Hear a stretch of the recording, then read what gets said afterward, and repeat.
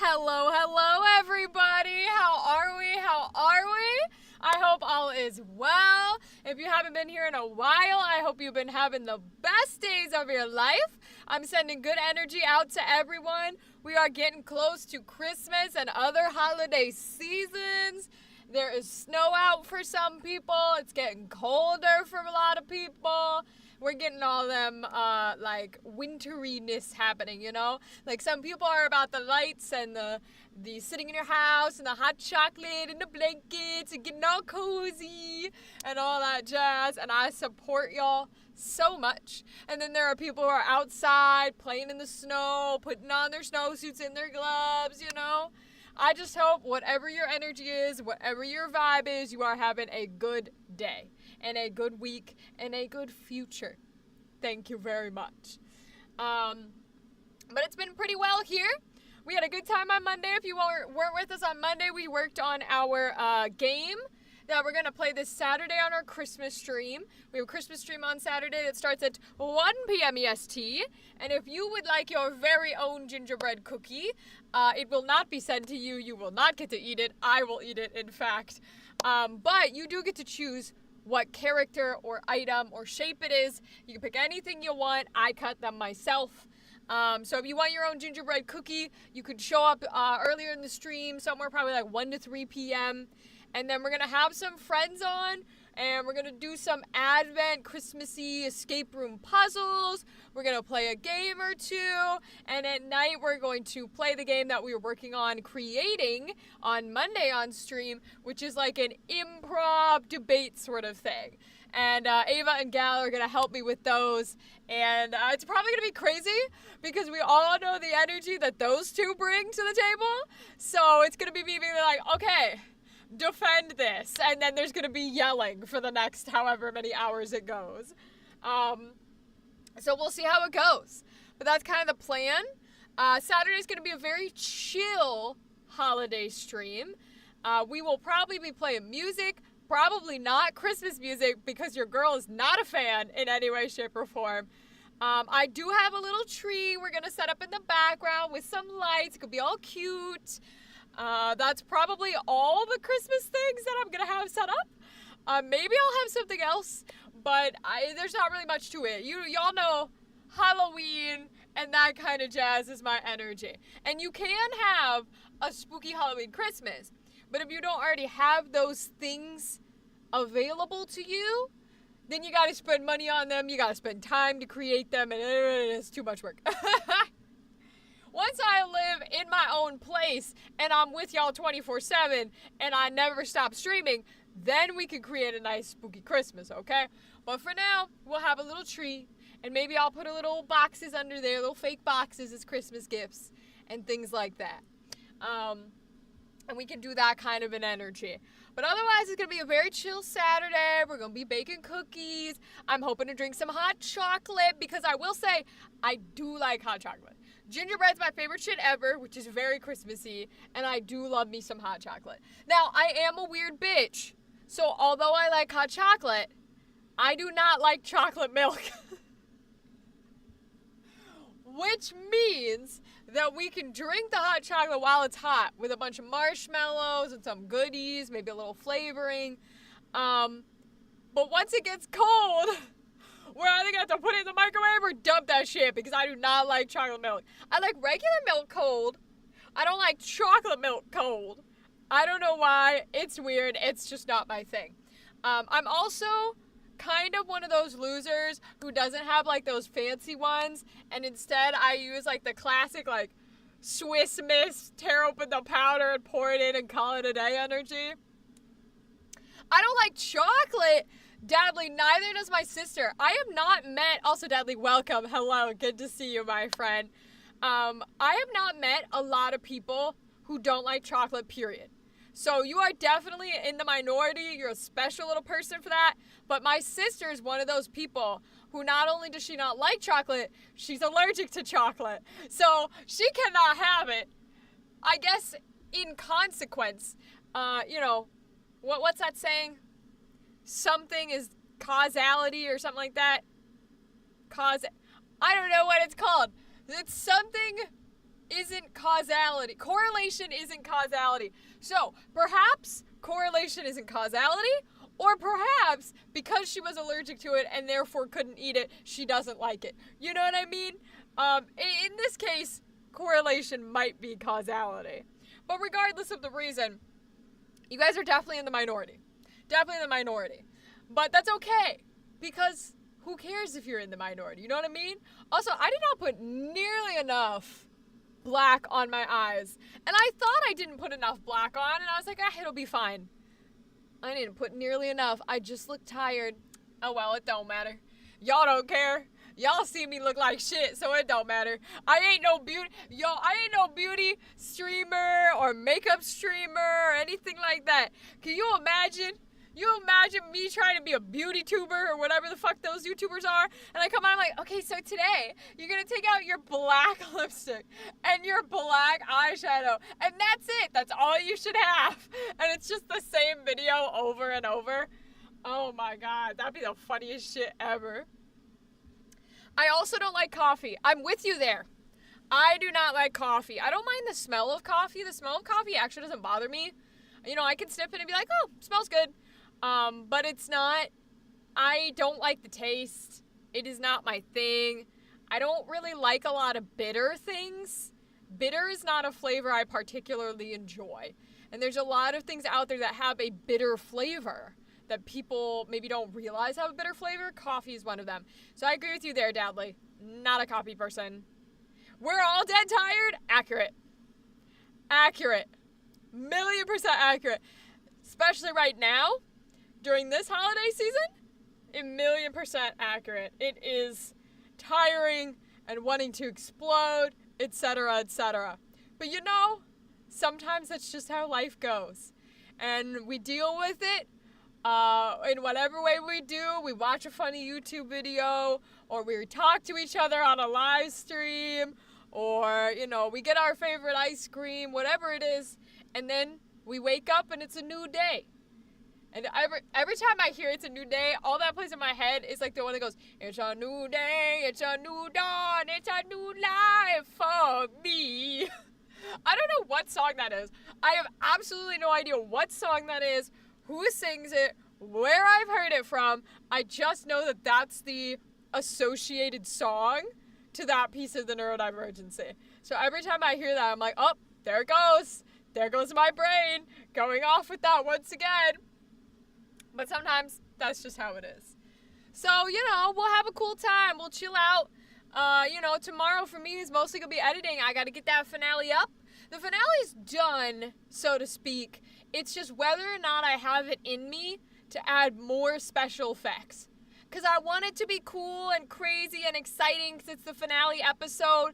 But episode 7 was like so heavy with the special effects that I don't know what to do for the finale. I'm like, oh, should I just copy and paste? Will people notice? Oh my gosh. So we're going to see if I have it in me or if I just click the upload button and call it a day. We'll see. We'll see. Hey, welcome, Junko. Welcome. Ooh, I love sunflower seeds. I know a few folks who are like sunflower seeds and other sort of seed people. Now, do you just like, you just buy a bag and munch on them, or do you have any sort of ritual? Because I know some people who like, they'll cook them, or they'll put them in something, or they'll throw seasonings on them. What's your jam with that? You can tell me the song, please do, because I don't know what the song is. All I know is that's the one that's like stuck in my head every time someone says like the New Day Jazz. There's always some sort of song for every different phrase. I don't know what song that's from, but you're more than welcome to tell me. Because I'm like, what is that? That song is called, oh, okay, hi Theta. How are you, my friend? Welcome. That song is Feelin' Good. I think it's a jazz standard. Oh, it's literally just called Feelin' Good. Here, let me look it up. Feelin' Good song. I don't know why I would go to images. I guess images aren't going to help me. Okay, is it... Oh, okay, so in my head, I think it's a woman, though. Why is it giving me Michael Bublé? Is he the original or is he a cover?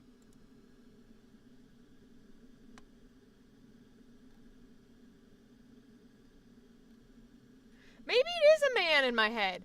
I don't know. Maybe it is a gender-neutral voice in my head. But yeah, that's definitely the song. You guys are right. That's definitely the song. Huh, I wonder where I heard it from. Didn't mean to steal your thunder. I started typing earlier. You're good, Theta. We're all here to help each other out. Sometimes that happens. Yeah, it's the OG. Oh, okay. Got you. I see. So there's a couple of different covers. I see. Okay, thank you guys. I appreciate y'all. Yeah, okay, I'm seeing the covers now. Okay, I see. It's one that many have covered. Okay. Oh, is she the original I Put a Spell on You lady too? Or is that just what she named the thing? I'm like going through now to see all the ones she did and see how many people covered. You know, the sad part about this is most people covered it because I'll guarantee you the reason why most people covered it and we know the covered versions is, of course, racism. Because she's a black woman. But these are some bang-ass songs. And I hope she got, like, payment or recognition or something, because these are some good, yeah. Damn, good for her. Hell yeah.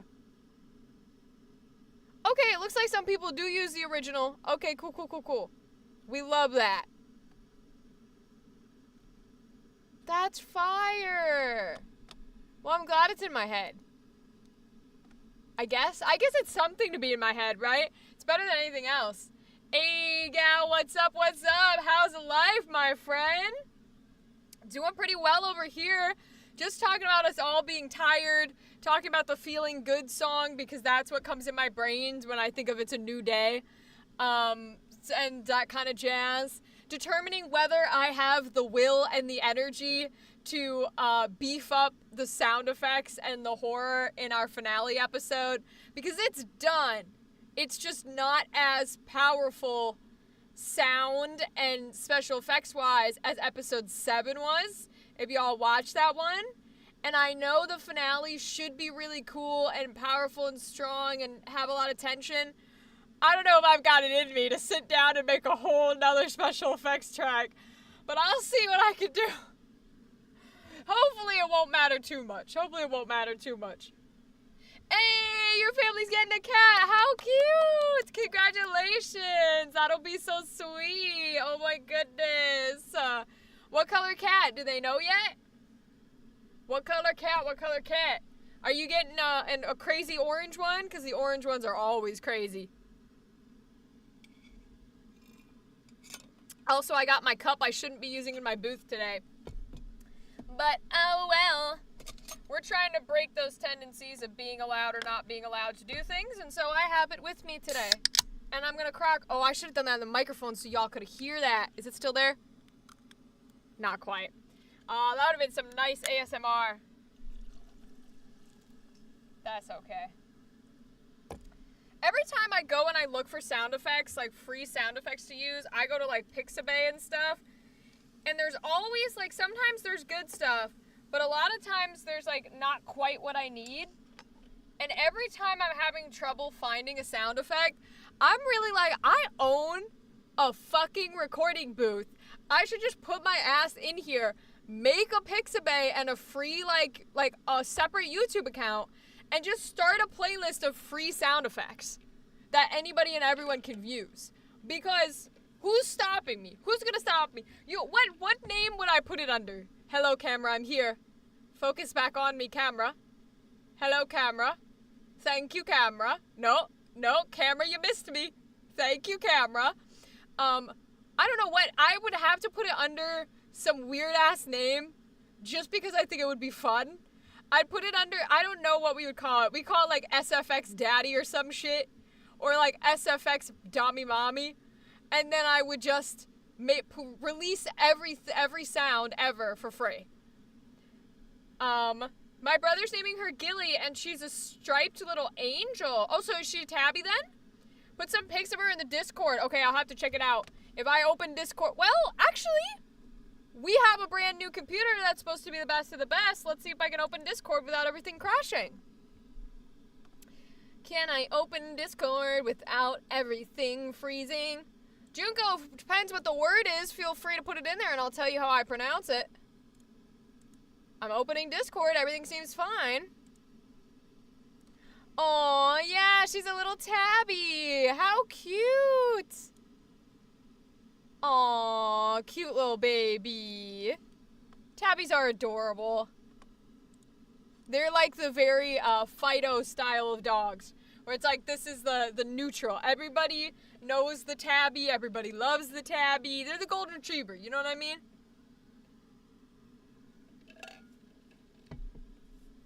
But yes, so it's kind of what we're playing around with. And that's what we're doing. We can make some more questions today for our Christmas thing that Gal and Ava's going to play on Saturday. I want to have, like, at least, like, 40 questions. Because then I can give 20 to Gal and 20 to Ava at the very least. Because if we start at 8 p.m., we need to be going till midnight. You know what I'm saying? Our other cat unfortunately passed away. I think she got a poinsettia plant. Oh no. Gal, I send good energy your way. That sucks balls. Yeah, that's really awful. Okay, this is the word. Hold on, I gotta actually see if I can see those letters. Switching sides. Oh my god, my eyeballs do not like this. So that first part of that word is pneumo. Because that is a, like a virus type of thing. So, and then you have microscopic, silicovolcanoconiosis. So my guess would be pneumo ultra microscopic silicovolcanoconiosis. That is what I would say, because you've got a few. Your big part's gonna be ending, whether it's volcano or because you've got an extra C in there. I'm guessing it's some sort of term, because in my day and age, what we used to do is instead of saying like human, we would say Homo sapien and shit like that. So it's probably some sort of virus or technical word. But yeah, you have pneumo ultra microscopic silivolcanoconiosis. That would be my guess. Sometimes those ending parts can get finicky if you're dealing with someone who really knows their Latin. But without knowing Latin right off the bat, that is what I would say. I think Theta would be able to say that. Oh, hell yeah. Oh, you flatter me. I'm little help to you here. Listen. Theta is our researcher. Theta is our person who finds all the information, knows all the information, shares all the information. All right? That is Theta's job, and Theta does it well. As far as I know, Theta has never claimed to be able to say the things correctly or spell the things correctly. That's an editor's job.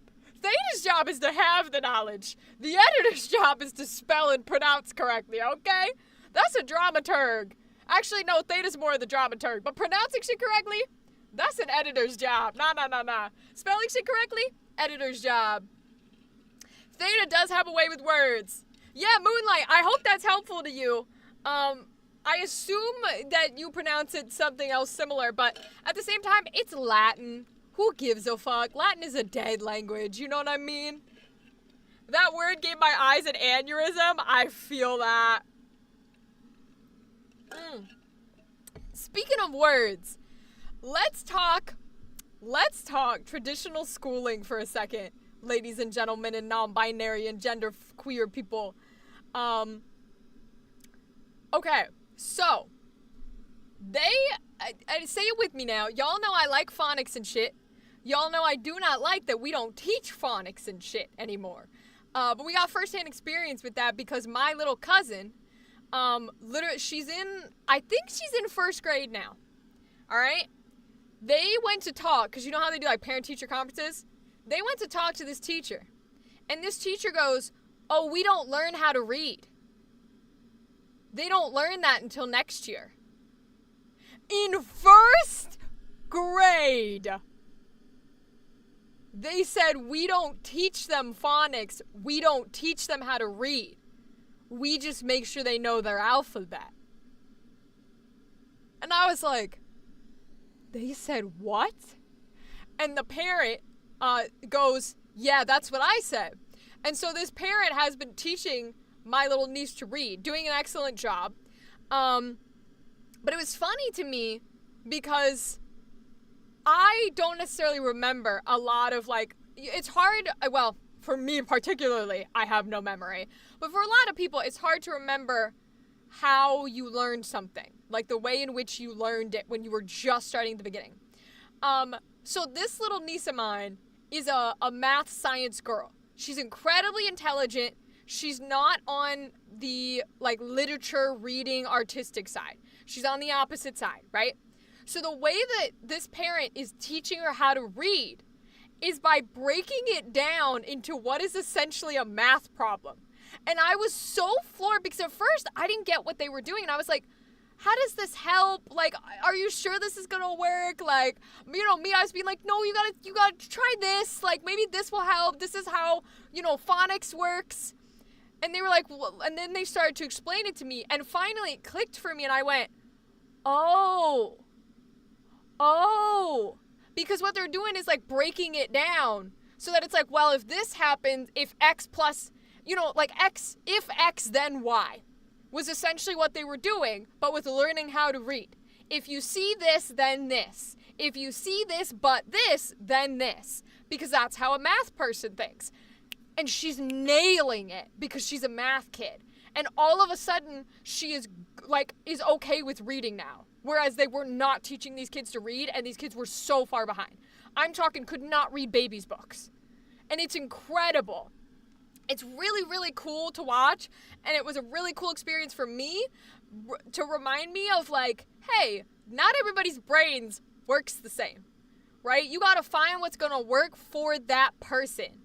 And so I loved learning this because I'm like, that makes so much sense to her, and I would never be able to do it that way. So it was really, really cool. What about this word? That does not look like it is Latin or a Western language. So I don't want to attempt that in case it is not part of our language. My mom would make me watch the Hooked on Phonics videos and Leapfrog. Yo, Leapfrog was everything. We loved Leapfrog in this house. That's a very science way to think about it. Very logical. Exactly. And like, for my Twitch people, ad break in about a minute. For me, for a lot of us who are more artsy, more literature based, right? That would never fucking work. I'd be like, what are you talking about? And it's a lot of people hate grammar, right? They hate the rules and stuff. And I'm like, I could never do that. That would drive me crazy. But the issue, I learned with music and song. Exactly, gal. Right? A lot of people learn with like patterns and songs and recognition in that way. The A say ah, the A say ah. Every letter makes the sound. Oh, that's so cute. Like, I learned that. We did Leapfrog. We did, conjunction, junction. You know that. I don't remember what the whole thing is called. But the I'm just a bill. Sitting here on Capitol Hill, whoa, whoa, well, I'll wait for and I'll sit here and wait, that thing, right? I'll wait for committee, oh, I hope and I pray that he will, but today I am still just a bill. Yes, Schoolhouse Rock. I don't think I watched that movie, gal, no. But yeah, Schoolhouse Rock, right? All those little kid ones where it was like song and dance and that kind of thing, which does work. And it does work for her and it does work for other things. But the issue that, besides the fact that parents are awful and shitty, thankfully not these parents, but parents nowadays are awful and shitty, one of the big issues that teachers are having with current day kids, hold on, Twitch is not happy with me because it wants to buffer everything. One of the issues that teachers are having with current day children is current day children are, they're sight memorizing. So what's happening is when they're being taught how to read, they are memorizing the book. Because they're, like, you get taught to read with like 1 or 2 books. They're memorizing the books or they're memorizing the words. So that if they see the word again, they know what the word is. And they could tell you the book backwards and forwards because they memorized the sentences. The issue with that is you don't know how to read. It's okay to memorize things. A lot of math is memorizing. When you do multiplication, when you do like zeros and decimals and stuff, you need to have specific ones memorized so you can just do it, right? But you need to know the foundation of why it's there. And I will even argue in a kid's favor, in a learner's favor, once you have passed the I know why it does the thing, now I'm going to start memorizing, I would even argue it's okay if you forget why it does the thing, as long as you can still get the right answer. I don't think you always have to know why it does the thing, but you need to start there. And you need to start with knowing how to get there. And so the issue that people are having is kids, like if you throw them a word like how Moonlight you were doing, right? A kid could not be able to sound those out because they don't know how. They're only going, I know that word is the. I don't know what sounds TH and E make. I just know that word is the. And so they can't sound out new words. And it's really, really, really bad for learning how to read. Believe it or not, I hated grammar for a while. I didn't learn fun grammar until I studied foreign languages. Yeah, grammar's a whole other conversation. Grammar is a different conversation. You can love language, you can love literature, you can love books, and you can still hate grammar. Because grammar is made up by people. It is made up by us. Now, again, we made up language. Not saying we didn't make up language, not saying we didn't make up spelling. But grammar's one of those things where some old white motherfucker said, actually, I'm the smartest in the room, so the way I do it needs to be written down and taught as the correct way. Fuck those people, all right? And I love language. Fuck those people. So grammar's a little different, but I get what you're coming from. Critical thinking is not taught anymore, and that's sad. Yes. It's good to memorize math because it doesn't change, but English changes so fucking much. Well, and the thing with math is, right, so here's why I'm talking about this conversation. And y'all can laugh at me for this. This is fine. I'm scrolling on TikTok or whatever, and someone's talking about, like, teaching kids or whatever. And they start talking about, like, here's how modern day kids are taught math. Because you know how the way that math is done changes, like, every 10 years, every 5 years, they change the exact way they teach math? So I'm sitting there watching, and I'm like, boy, this is weird, the way that they're breaking this down for kids. And all of a sudden I sit there and I go, actually, I'm not sure I know how to do it. Because math, if you give me a regular addition problem, like let's say 43 plus 72, I know how to do that with like the way that I was taught, with the carrying ones place over, carrying tens, adding like that. Cool. Division, I know how to do it with like the how many times does go into it, subtract it, do the long division. Cool. I'm forgetting one. Multiplication. I know the thing of like doing the whatchamacallits, right? Although, to be fair, I still use my fingers for a lot of stuff. All of a sudden, I'm sitting there going, I don't actually know what process I was taught for subtraction. Because that was what the problem was. It was like 24 minus 8. And all of a sudden, I'm sitting there and I go, I don't actually think I could write that out. I don't know. I don't even know where to begin. I know what to do if it's math. 4 plus 8, carry the ones, etc., right? But all of a sudden, I'm sitting there and I'm like, wait, I don't think I could write this out if I tried. I genuinely don't think I could write out this subtraction problem. I know the answer, but I don't remember how to write it out and how to get the answer. And that was really interesting to me because, like, a lot of my math, the way that my head works, a lot of my math is just counting. I never left counting on fingers, and people don't like that. And if I explain to you what is happening in my head in order to solve a math problem, everybody and their mother would go, why the fuck are you doing it like that? And it's just the only way that ever made sense in my head. I couldn't memorize any other way. So, like, if you're doing, like, we'll do the 24 minus 8, right? In my head, I'm going, well, 10 would be 18 plus however many to get 24. That's what I'm doing. I don't know what everyone else is doing for subtraction. I just know that that's what I'm doing to go, okay, well, this is how much would get me there. So, like, all of a sudden, I'm sitting there, I'm like, I don't know how to write this out. I do not remember. I can get the answer with my own method, but I could not tell you how to get it or why we get it. And that was really interesting to me. My mom taught ESL, specifically family literacy, and the amount of frustrated foreign parent grumbles because grammar rules suck was a whole lot. Oh yeah, I'm sure she got a shit ton. Grammar rules are annoying. Some of them are legitimately stupid. Some of them we just don't understand because, again, we weren't taught phonics. Oh my God, I can imagine. Long division was my arch nemesis. So division makes so much sense to me. Division, I love writing out division. And it's really hard for me to do it in my head because division makes sense to me because you're just subtracting and carrying numbers. So for me, division is the easiest one. All the others are harder than division because on math, I'm counting in my fingers on my head. on my fingers in my head. Subtraction, I'm trying to count up and add to get subtraction. Multiplication, I'm literally doing it on like by adding that amount. So like division to me is the easiest. Reverse math, literally. 1950s mathematician and comedian Tom Lehrer had a song where he satirically explained the way we were taught math, which he called New Math. That's interesting.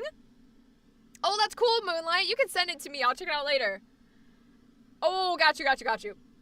If I was doing 24 minus 8, it would be 4 to get to 20, and then subtract the remaining 4 to get 16. See, Gal, that's so interesting. Also, hi, Molly. We love you, Molly. Yes, we're talking about gross math and what do you do in your head to get the answer, and do you remember what you were actually taught to get the answer? Because you know how we teach different things to kids to understand math and to understand reading and that kind of jazz, because it started with a reading conversation. Every 5 years they teach them a new method. And I was watching a TikTok where I was like, I can get the answers and I can tell you, I can like write out the problem. For addition, I know my carries, ones, and tens. That's how I would teach it. For my division, I know how to do that and like carrying ones and tens and how many times does it go into this, etc., etc.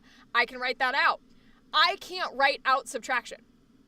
I have absolutely no idea what I was taught in school in order to be able to subtract. All I know is that I can. And that's what's interesting to me is like Gal's talking about going down from minus 4 to get to 20 and then 4 to get to 16, etc., etc. In my head, I'm going up. I'm going, well, 8 plus 2 is 10, and then you get the add 10 to get 18, and then 2 to get 20, and then 2 to get 4. So it's interesting but if you wrote that on a piece of paper, if you wrote 24 minus 8, then what do you do? If you had to then write out your next steps, what are you doing? Because in my head, I'm adding up. I highly doubt that's how they taught me to do it. I highly doubt they said, okay, write out plus 10. Because how does that make any sense? You know what I mean? When I personally do math, I give a panic attack and do not solve it. And you're in the right. You're correct for that. You are accurate and correct for that. I always go to the next 10. See, that's interesting, Gal. See, you're going down, correct? So you're going down to the next 10. I'm always going up. Even in subtraction, I am always going up to the next number. Always, always, always. And I don't always go to the next 10, even though you should be. I go to whatever the next, like, easiest number for me to function is with. So for me, that's why I add 10 to the 8. Because adding 11 or 12 or 13 or 14 is weird, and I don't know that number off the top of my head. I do know off the top of my head. You know what I'm doing? Oh my god, I just realized how I do subtraction. Holy fucking shit. Oh my god. Oh my god. Remember how I said I like division? I'm doing division for subtraction. Holy shit, I must have really hated subtraction. Because what I'm doing, I literally was about to say when I was saying, oh, well, I'm going, I'm adding 10 because I know the 10 plus 8 is 18, whereas another number added to it would be weird. I was literally about to say, I know that 10, that the next capable number that I can make quickly that goes into 24 is 10. Or 10 plus 8, which is 18.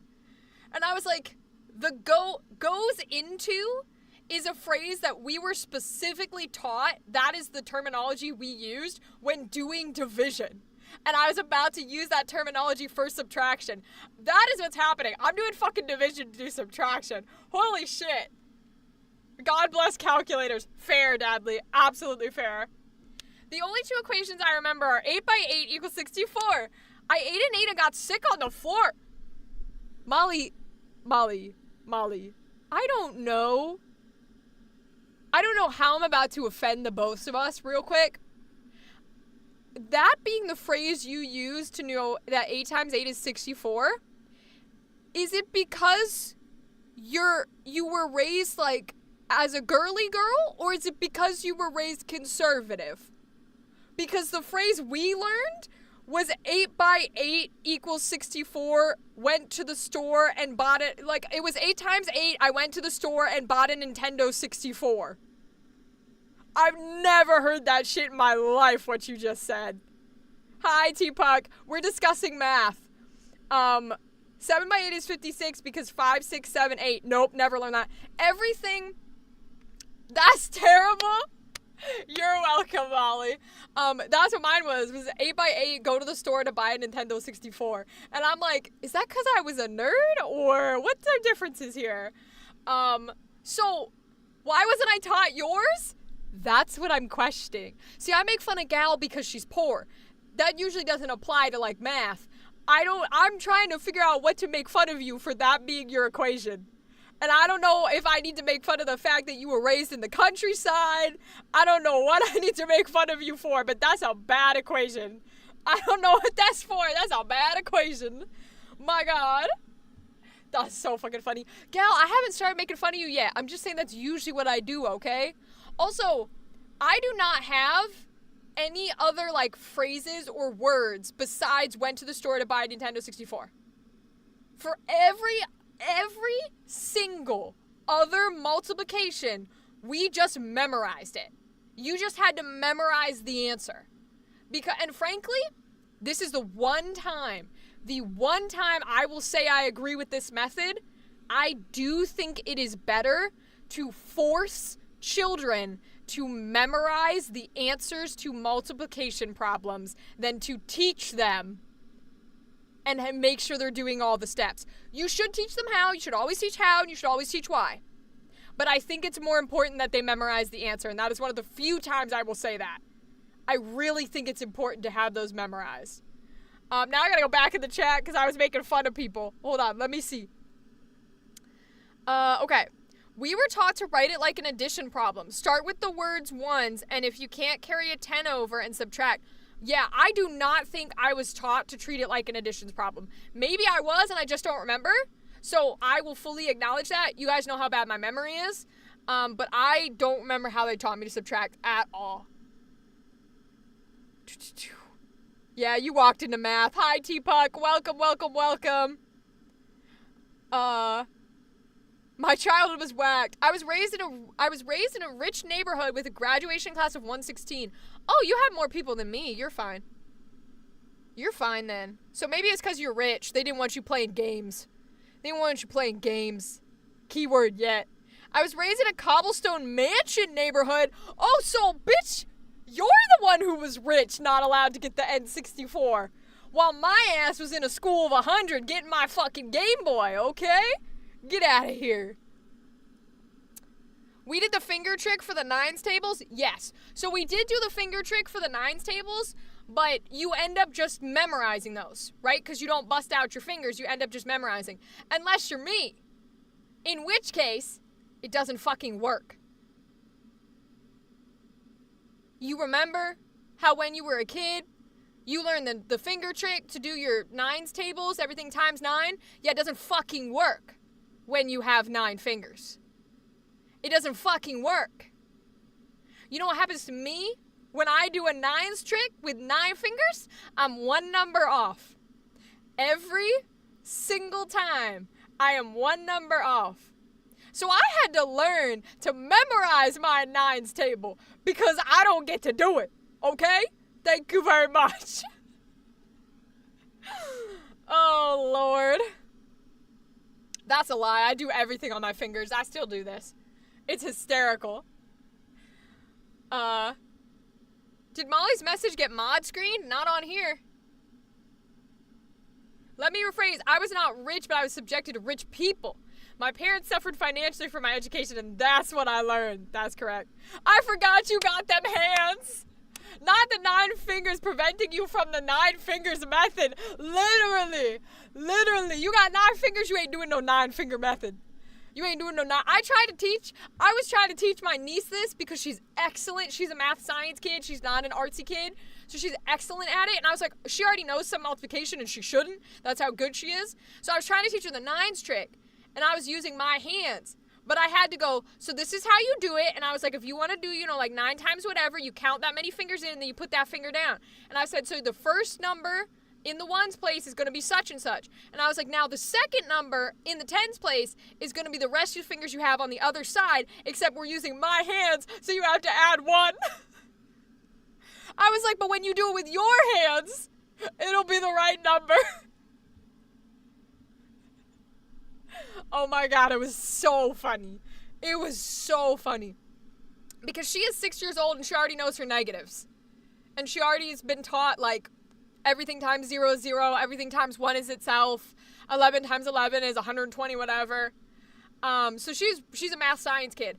What I was talking about before a couple of you got here is they're not teaching kids how to read anymore. She's in first grade and they're not teaching kids how to read.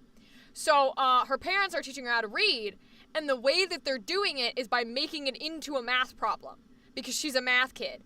And I was so confused, and I was like, what are you doing? That's a horrible way to teach how to read. But it works brilliantly because she's not an artsy kid. She's not a literature kid. She can't get behind reading unless it's a math problem. So now she can actually read because in her head it's a math problem. It's if this, then that. If X, then Y is what's happening for her to read. And I was like, you know what? Shame on me. If it works for her, fucking do it. And it works. So this is why we started talking about, do you remember the ways in which you were taught? Or do you just remember, like, do you just know how to get the answer? And I don't remember how I was taught subtraction at all. I just know I can get the answer. That's all I know. Negatives hurt me? Negatives, I don't understand why they make negatives so complicated. What are they teaching the children if not how to read? Molly, they don't teach them anything. Not a joke. They literally do not teach them anything. It's crazy. Like, I'm sitting there like, oh my God, what do you mean you don't? You should, I'm sorry, but if you have kids, unless your kid needs help for a mental reason, for some sort of math, science, or whatever the study may be, your kid should not be having a tutor in, like, kindergarten. You, as the parent, should be doing the fucking work. And the teacher should be doing the fucking work. If your teacher hands you a thing, and this is not against my family, because I know my family, this is not against them, they do their work. I'm talking about other people. Because I saw a poster on a wall that was like, oh, tutor for, like, kindergartners.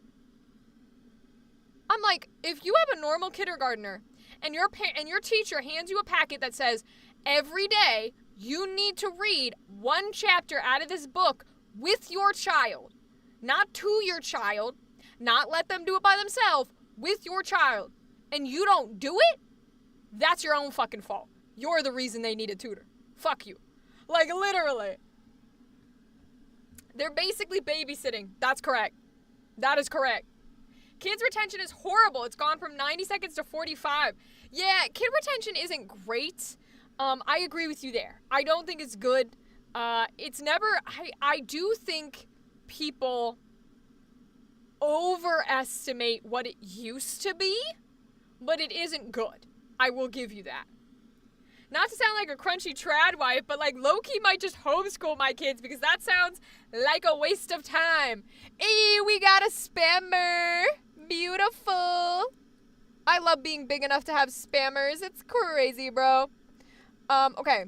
So, to me, yeah, waste of time, whatever, it sucks. But if you're doing the work with your kid at home, fine, cool, dandy.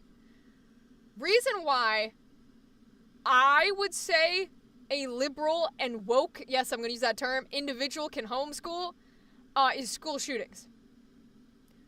If I ever had children, the idea that they could fucking leave at 8 a.m. and be dead before 3 p.m. because some other motherfucker refuses to teach her boy how to cry, I would kill that parent. And I'm not afraid to say that shit. Because that is disgusting to me. There were never any signs. Go fuck yourself. Go fuck yourself. Go fuck yourself right now. Go fuck yourself. Thank you. That's just wild. The only thing that sucks about homeschooling is, for the most part, the only people that homeschool are conservative Catholic pieces of shit, and they ruin their children's lives and they ruin their children to then have kids that go shoot up schools. So, unfortunately, that is the connotation and a lot of what homeschooling is. If there was a way for people to do it, and if people could do it that don't end up that way, that would be fantastic. It just doesn't happen a lot. My dad would read to us every night, and it was awesome. Hell yeah. Hell yeah. I was going to say it's unsafe anyways. Oh yeah, fully unsafe. Dude, I worked at a summer camp that had a shooter man arrive on property. Exactly my point. We were trained to be body shields. Exactly my point. Exactly my point. And I'm like, listen, no teachers in any way, shape, or form should ever have to be your child's shield. Good on them. I'm glad they have that heart and soul to sacrifice themselves for children. They shouldn't have to do that. Ever. That should not be a thing that they have to sign up to do. Ever. Ever. Sorry. When you realize the counselors are also children. Yep. Yep. Counterpoint, Brennan Lee Mulligan. Hey, I'm not saying counselors are bad. Oh, because he was probably homeschooled or some shit. It can happen. You can be homeschooled effectively. It is just the 0.01%. That's all I'm saying. It can happen. It's just 0.01%. So if you are going to homeschool your kids, make sure you are doing it effectively, and make sure you make other people know, and you make your kid know that you're one of the 0.01%. And you don't tolerate the rest of the bullshit. Oh my God. Have y'all seen that TikTok that's going around? That is a motherfucking dumbass bitch hoe. And yes, I'm gonna say that. Who is taking a TikTok video of how her son put thumbtacks inside of Nerf gun bullets and started shooting them around her house while he was playing. And she's getting flamed because she took a TikTok video going, "This is what being a boy mom is like." You're the reason. You're the reason. You're the reason you should have your children taken away from you. Fuck you. It's not what being a boy's mom is like.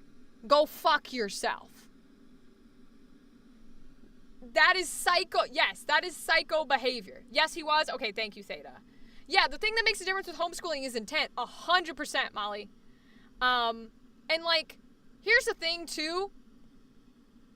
There is 1,000,000% a difference if, let's say that happens. Like, I've seen videos in contrast to this. I have seen a video of a mother who takes a video of her, like, severely autistic, mentally handicapped 11 or 12-year-old, maybe a little younger boy. This boy will hit. This boy will run into the street, not listening, right? But when she takes a video, she doesn't go, boy moms, this is what it's like. And on the contrary, she also doesn't go like, this is what it's like to have a mentally disabled child. She goes, I'm recording this and I'm putting it out in the world because I struggle with this every day. And I struggle with trying to figure out how to keep him safe, even though he doesn't understand why I'm doing what I'm doing. I struggle with not putting him in a home because he beats me, but I don't know what to do here.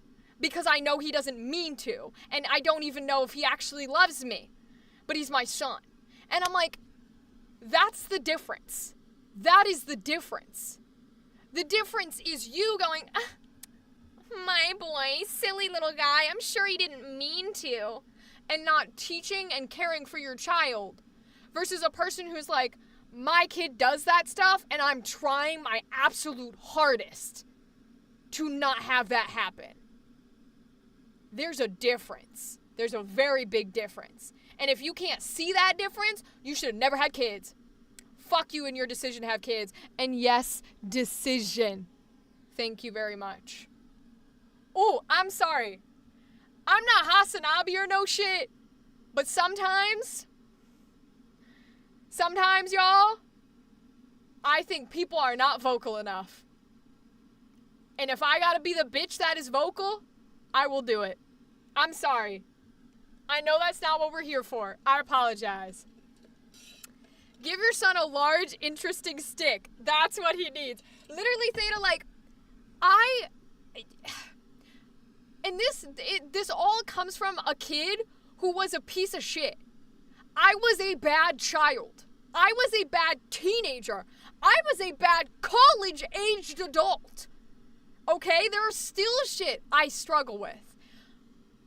But you can have awareness in there where you are working with that person and don't throw that shit off.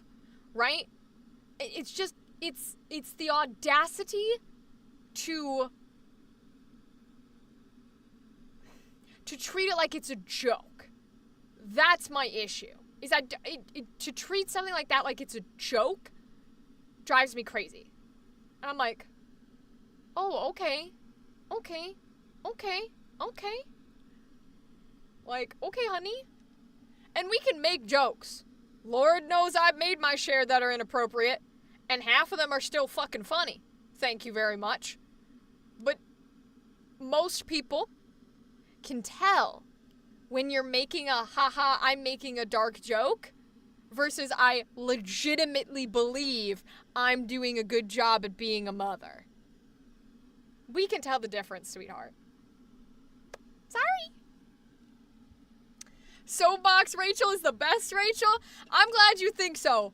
Because everybody knows I will never stop until this is my job. And once this is my job and I make money off of this shit, there's going to be so many people who find these old VODs and they're going to come for me. And I hope that all y'all are still here for me when people be coming for me.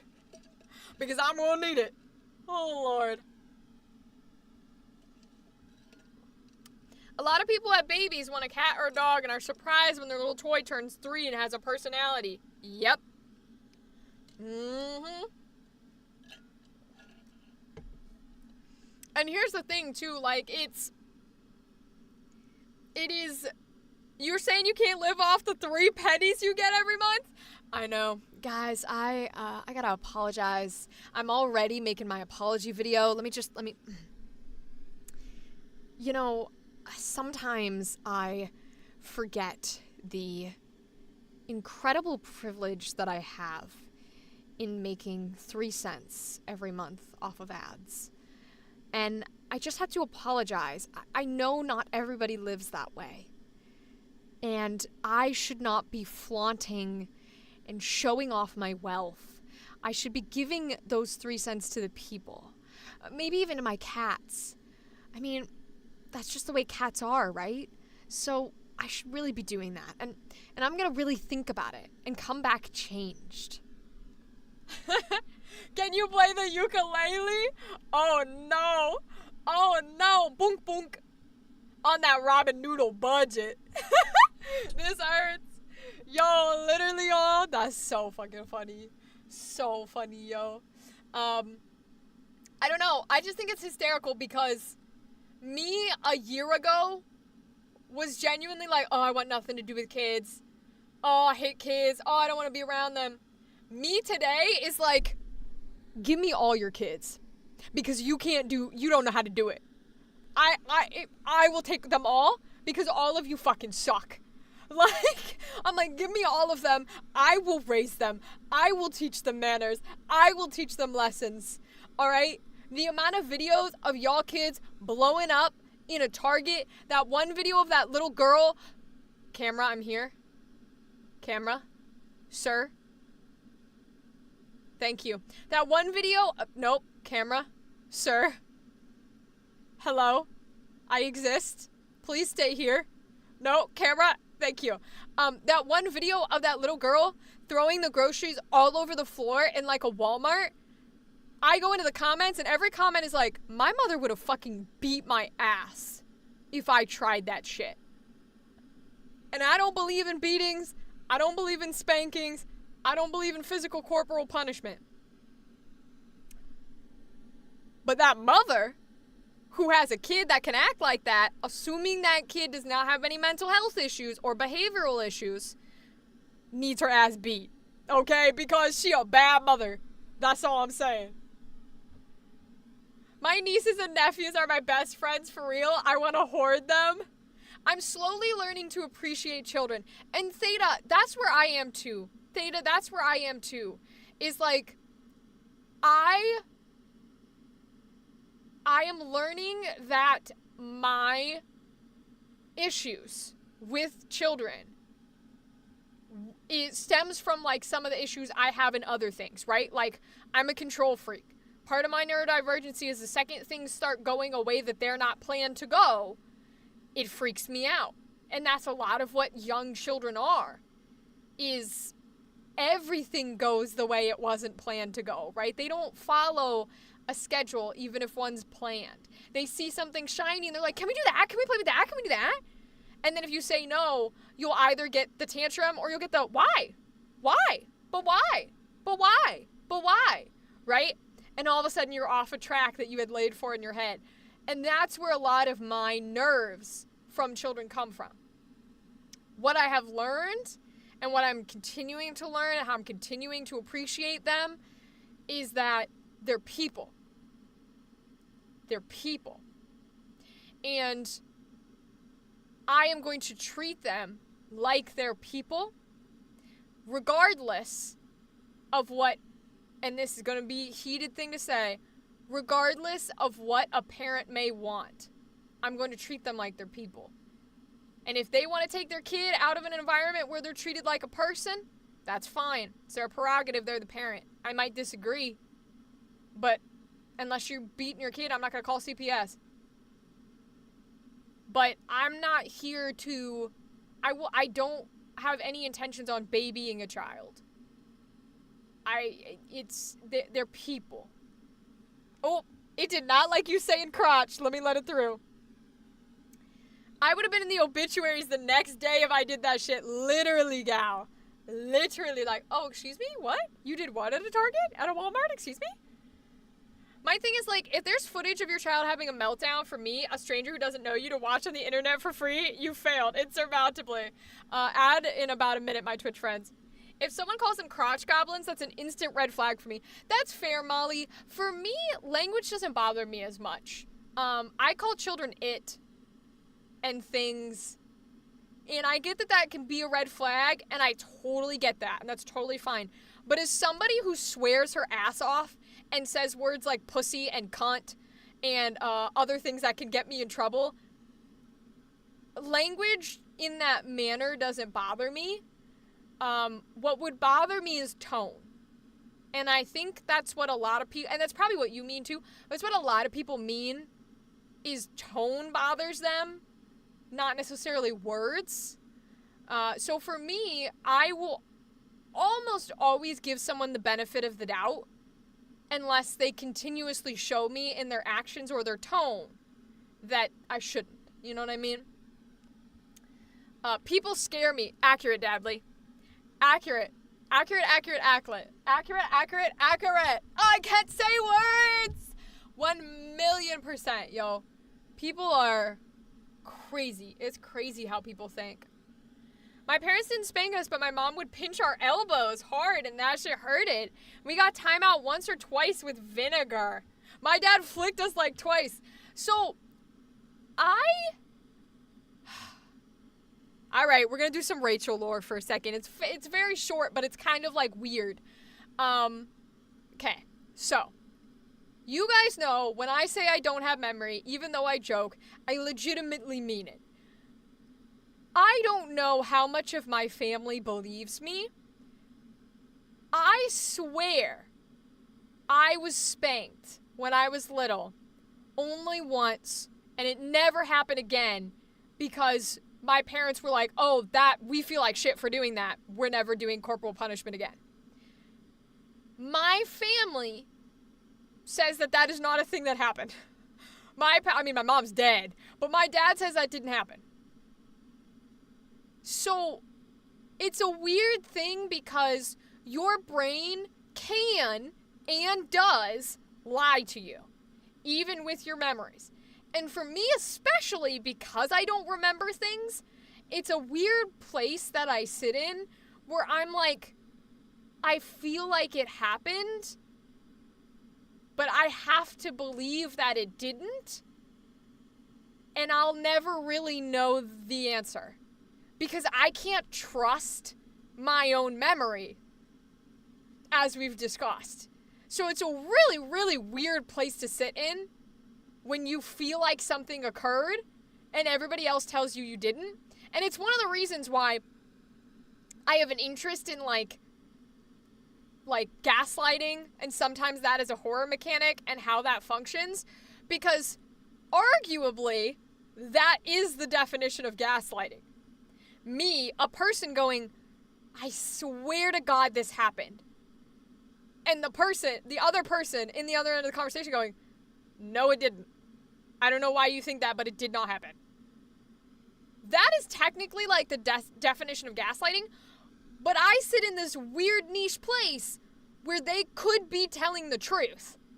And I legitimately have an incorrect memory. It's really, really weird, and I've never met anybody else who experiences shit like this. I'd love to meet them one day, but I also really would love to explore that concept in horror. So I have a couple of concepts for characters if I ever get to be in shows or play in a game, and bring an original character with a GM that I feel comfortable with. That is one of the concepts for a character that I have. I build my concepts around what is an idea that I want to explore.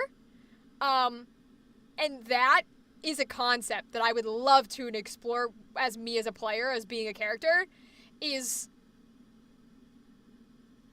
what happens when you won't ever have an answer. When you genuinely could be incorrect. What happens then? And I don't even know that I would ever want an answer for the character I'm playing, right? I just like sitting in that weird space. That's a concept. The idea... Now I'm going to go through concept. Yes, we were all traumatized. All that jazz. It's true. Another concept that I have for a character, because they're all rooted in my own insecurities and flaws and thought processes, and that's why I love them, and that's why I don't play as a player at a lot of tables, because not a lot of people can handle that. Another concept I have that's also like Rachel lore stuff, for a different character, is the concept of what if nothing bad, no trauma has really happened to you? Like, what if your character had a good family, had friends, lived a good life, got a good education, felt safe, went into an area or a city that they enjoyed, worked a job that they were fine with, had a decent life, and then by happenstance joins the rest of the party to go on whatever this mission is, right? But they feel guilty because even though they haven't necessarily experienced all these sorts of traumas and all these like bad things because everybody else is going to come to the table with a big old backstory, right?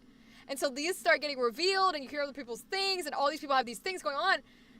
What is it like to be the person who feels guilty for being unhappy in their life when someone who's homeless on the street would kill to live the life they live? What is that feeling? And exploring the feeling of being guilty for not feeling like your trauma's good enough. For not feeling like you're allowed to feel upset. Or you're allowed to feel unhappy. That's another concept that like is a part of me that I would love to explore in a character. That's how I build all my characters. It's like, what is a concept or an idea or a feeling that I have internally in me somewhere that I want to make the main thing of a character and to explore? I think that'd be so much fun. But obviously I don't do it a lot. Speaking about TTRPGs, I'm doing a new campaign after the new year. Ooh. Are you doing a new one for a new group? Or is this a new one for like TK and all of them? Because I'm intrigued either way. Oh, also, conversation for those who are here and are interested in it. How would we feel about possibly using the Daggerheart system for our next in-house show? Not the stage show. I'm looking into the Daggerheart system simply because it's a different way of playing and that kind of jazz, it would still be, because I cannot take it away from me and who I am, it would still be horrific. It's not going to be some happy medieval fantasy with a little bit of seriousness here and there. It would still be horror. It would still be tragedy.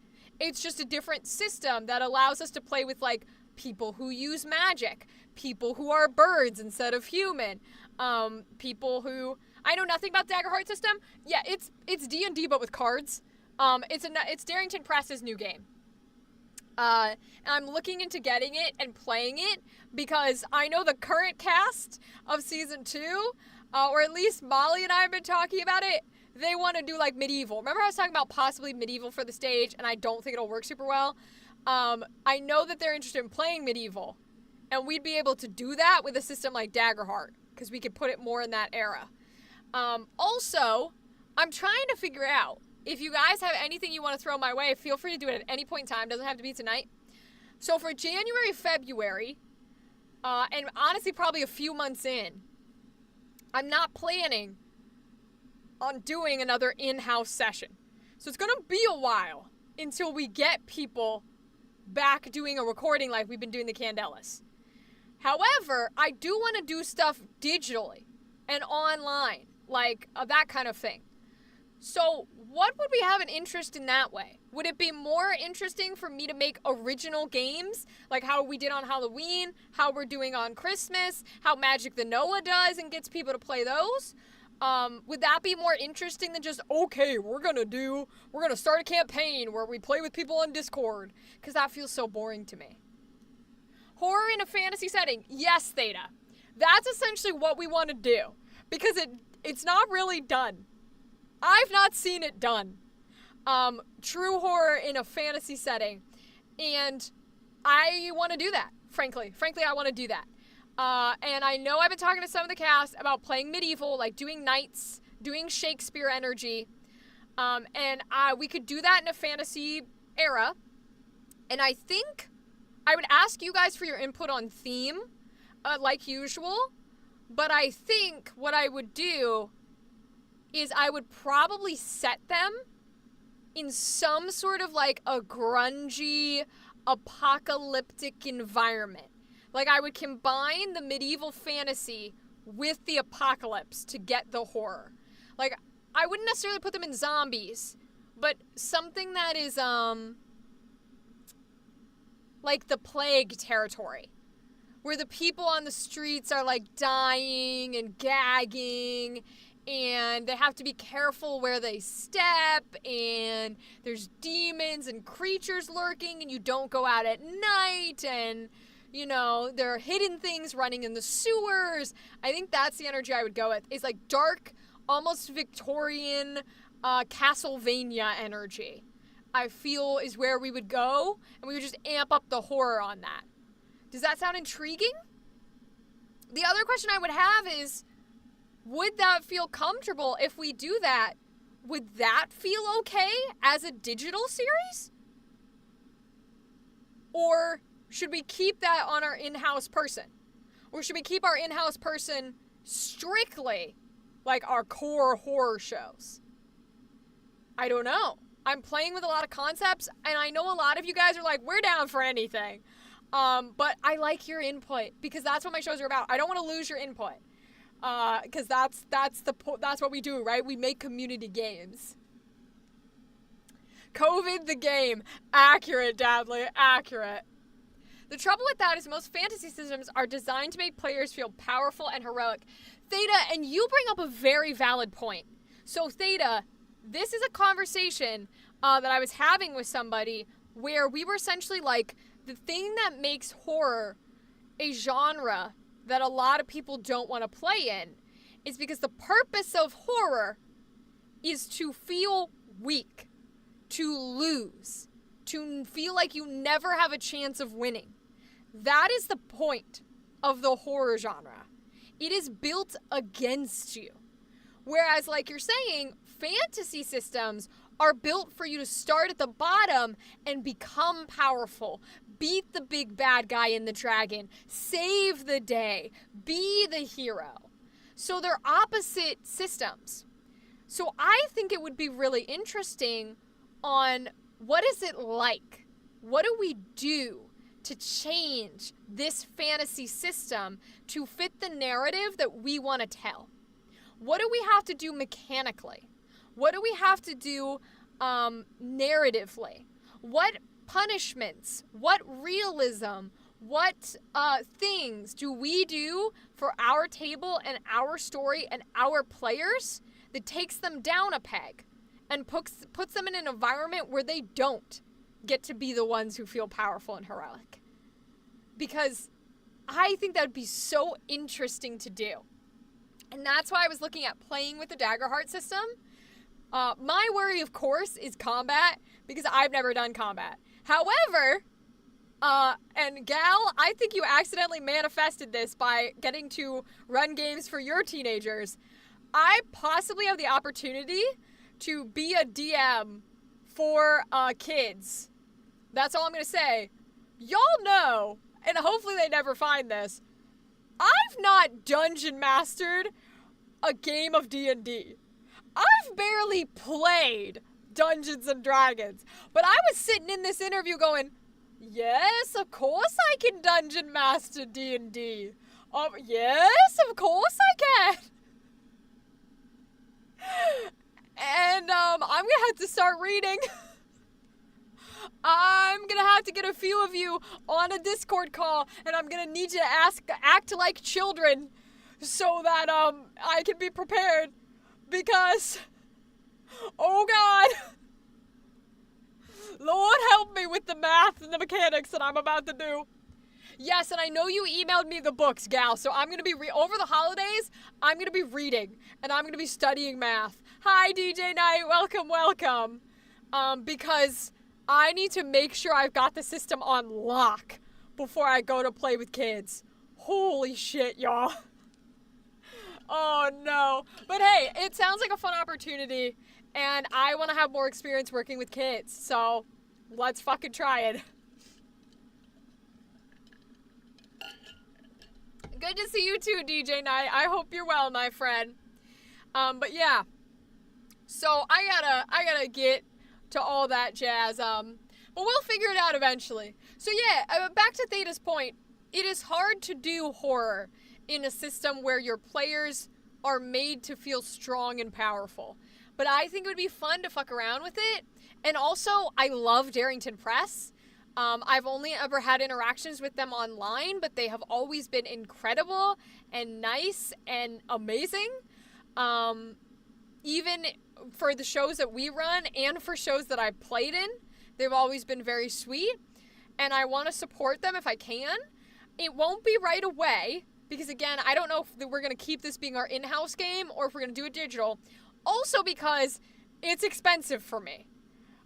So I gotta save up enough money to get the actual Daggerheart system.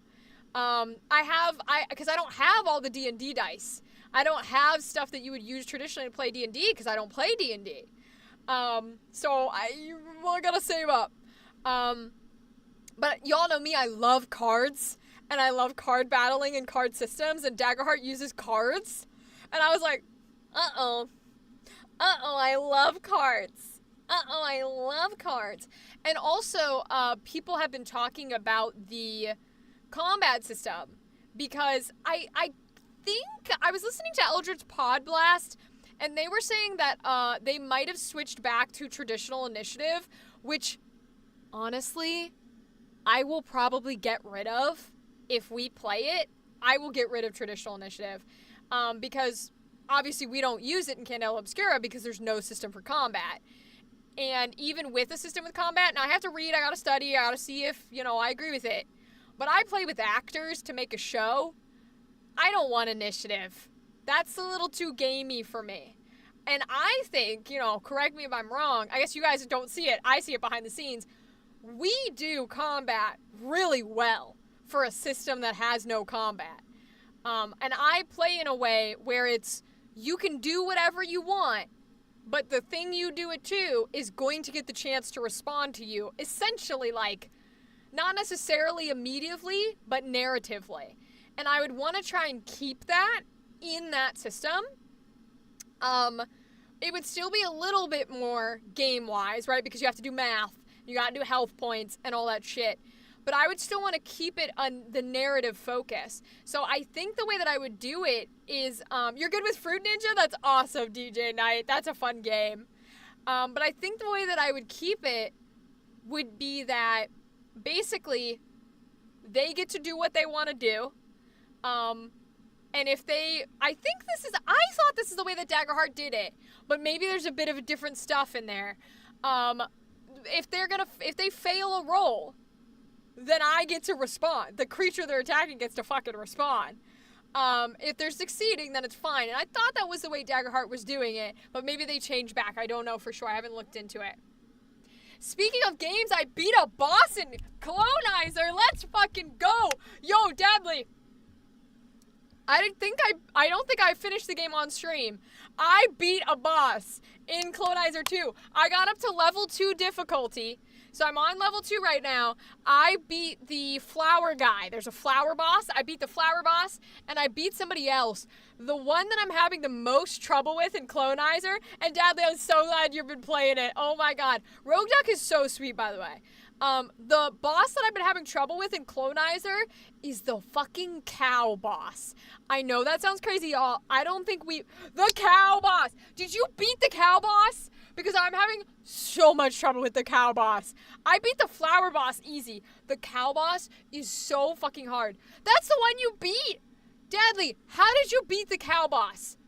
Because I can't seem to do it to save my life. I play a mutations deck, and I cannot seem to defeat the cow boss at all. I don't know what it is. Maybe it's just because I don't like sacrificing my clones, but I cannot do it.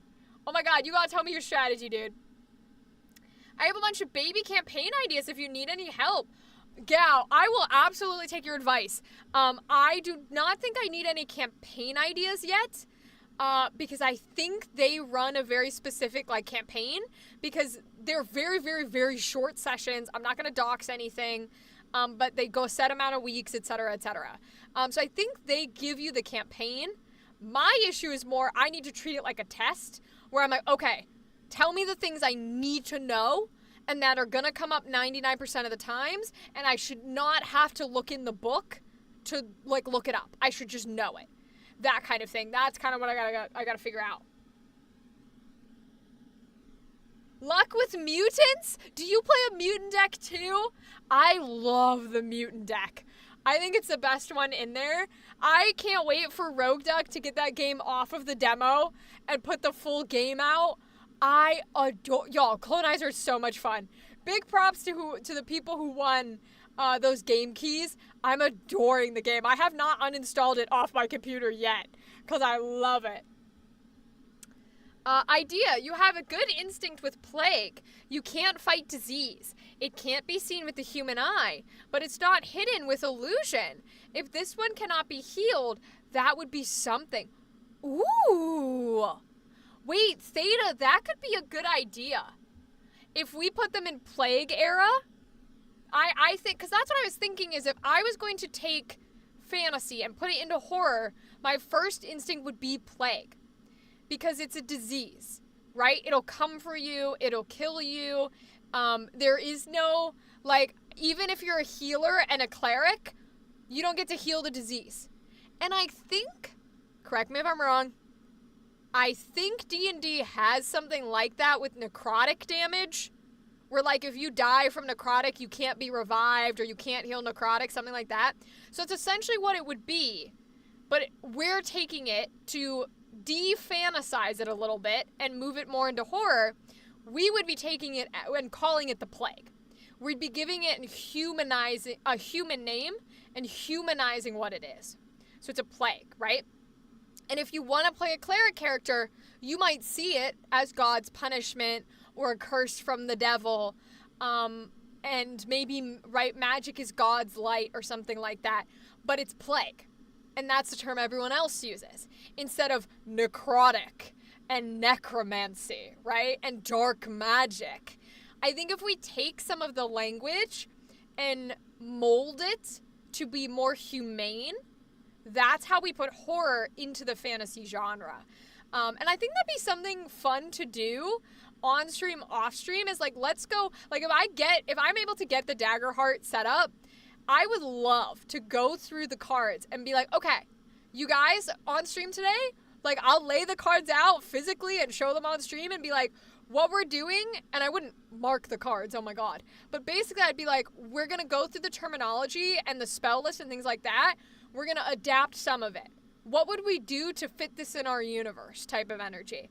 And I would let the players do some of that too, but sometimes it's really hard to improvise in a different genre than you're playing in. It's one thing to be like, oh, well, my character is a gunslinger, but there's no gunslinger, so I'm going to say that instead of a bow and arrow and arrows, he has a gun and bullets. That's an easy improvisation. But if I'm asking you to be like, oh, well, I'm a druid, or let's do something harder even. If I'm asking you, you're like, well, I'm a wizard with magical abilities to like call down fireball. And I'm like, great, make that humane. Make that fit in a plague world where we're living in the Black Plague. That's really hard to do on the spot. To be like, oh, well, how come our magic can't just cure the plague? How come? Well, yeah, and I guess where do I learn fireball from? What is magic in this universe? You know what I mean? That can be really hard to do on the spot. So I think a flamethrower. Yeah, exactly. Right, Dadley? That's a great idea. And I think what I would do is I would let any players join us, but I would bring those on stream. And I would have us talk about it so that I can come back to my table and be like, here's some thoughts and ideas on what we can do to change this. If you ever need to test run a campaign, I got you. Gal, I will be. As soon as I get in contact with this place, if they're willing to let me run, like DM D&D, I will be running. Yeah, you're going to be test running campaigns. Thank you very much. Yes, flamethrower. Clerics are going to be hard. Oh my god. Give me a Saturday. I got you, gal. I got you, gal. On snow. There you go. There you go. There you go. So, and that clerics being a really, really difficult thing to run in this kind of a system intrigues me a lot. Because I like the idea that there are people, maybe in this humane version of what we're creating, who are genuinely just like whatever this world's versions of nuns and priests and worshippers are. But clerics in particular are people, and you could be, maybe you're worshipped, maybe you're considered a witch, right? And you're heathen and you shouldn't be able to do those things, right? Even if you are considered a cleric. I think it's interesting because what I would do is, first and foremost, I would make very, very few of them in the universe. I'd be like, clerics are almost, if not fully extinct. Kind of like how you, gal, are like magic users basically don't exist or are outcast. I wouldn't necessarily do it with magic users. I would do it with clerics. And it wouldn't be something where it's like, oh, people hate clerics or they kill clerics or, you know, they just don't exist. What I would do is I would say clerics are few and far between because people have either lost their faith because they couldn't cure the plague, and they're like, why can we heal other people? Why can we heal other things, but we can't heal this? Or the people stopped believing in them, or, you know, whatever the case is, right? No magic users exist. Healers are banned. So, okay, gal, so we're kind of in the same thing, except I would go, instead of banned, it would just be that they're kind of useless right now because they don't work. It doesn't work on the plague, and that's where the world is at. Clerics are religious doctors. Exactly, Dadley. Essentially, they are religious doctors, right? That is what they are. I made them illegal. Yeah, gal. Yours is cool. Yours is cool, too. I like yours with making them illegal. I've been shut up in my tower for days. Weeks? No matter. None of the tomes in my library mention anything like this. Yes. And only for 1/3 of the country. Yes, gal. So yours is specifically like they're outcasted. I wouldn't make them outcasted. I would make them useless. And that's why there's so few of them. Because everybody's like, oh, they can't heal the plague. And some people believe, well, that means it must be God's punishment. That means it must be hell on earth. That means we must be at the end of our days. And some people are just like, no, man, it's fucking disease. And other people are like, oh, so looks like God can't fix everything, huh? Right? Like it's going to end up being religious. There's no way to not make it religious commentary, but I'm kind of down for that. But and then we deal with actual magic users. If we take clerics and make them this very vulnerable, very, not super, frequent's not the word, but there aren't a lot of clerics around. There aren't a lot of people like that, even in holy spaces, even among magic users. Then what we have to do is decide what makes them different from other magic users. What makes them different from a druid? What makes them different from a wizard and a sorcerer? How do we take those terms and humanize those in contrast? Because they can still heal a little. A lot of those groups could still heal a little.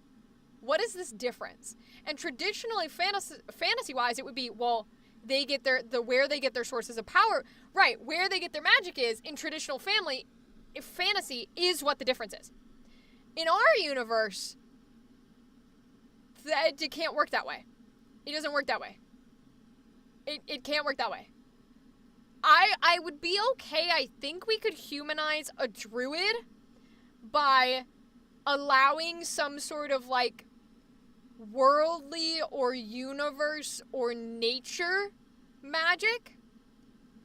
But I do not want, in order to keep a humanity in it, I do not want like an arcane magic that flows everywhere and within us, and you just need to be able to manipulate it, and that's where wizards and sorcerers and stuff get their powers.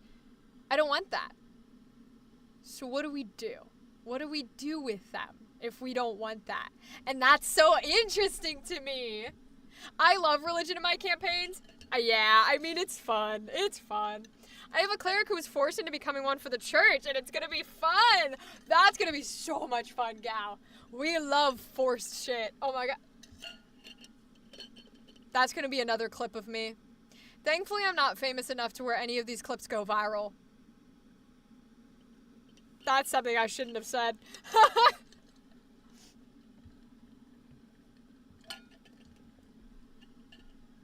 Exactly, Theta. Exactly. If there's no weave, where does the magic come from? Do we even classify it as magic? Because arguably, and this I will argue for D&D as well, arguably, you could be in a universe where clerics, and if you're talking D&D like paladins or whatever, aren't getting magic from a god. They're simply getting power. Well, they can heal people. Okay. Magic is a term that we use to define things that we don't think should be possible based on our current understanding, right? So, if gods exist and all that kind of jazz, and there's no guarantee gods do, all right? My clerics would never get fucking proof that their god is real. That's just not happening.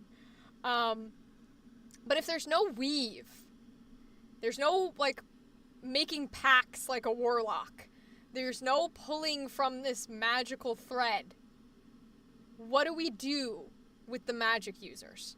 How do we change them? How do we adapt them? Etc. No, deadass, your spellcasting class in D&D is determined how and where they get their magic. So druids get it from the earth, sorcerers get it from ancestors, wizards get it from studying. No, I know, gal. I totally understand that. My thing is, what do you do when that's not a thing anymore? right? Druids get their magic from the earth. You can argue some sort, I think nature magic bullshit is okay in a horror setting. I think you can argue, like Pocahontas style, that the universe is alive and there's something that's connecting you to the nature. But what happens, those sorcerers get it from ancestors, cool. But they don't literally just have a spirit that's like, here you go, magic. That comes from the weave. And wizards study how to tap into the weave. And warlocks make a pact with something that has access to the weave. So I'm like, what happens when you take that away? What do we do? Because I want magic users to be a thing. But I don't want a weave. I don't want no weave. I don't like that. The idea of undifferentiated proto-magical power was explored by Abria in Exandria Unlimited. Ooh! Theta, how did she explore it? What conclusion did she come to? Because I've unfortunately not been able to watch any of the... wait. You mean EXU? Like on Critical Role stuff?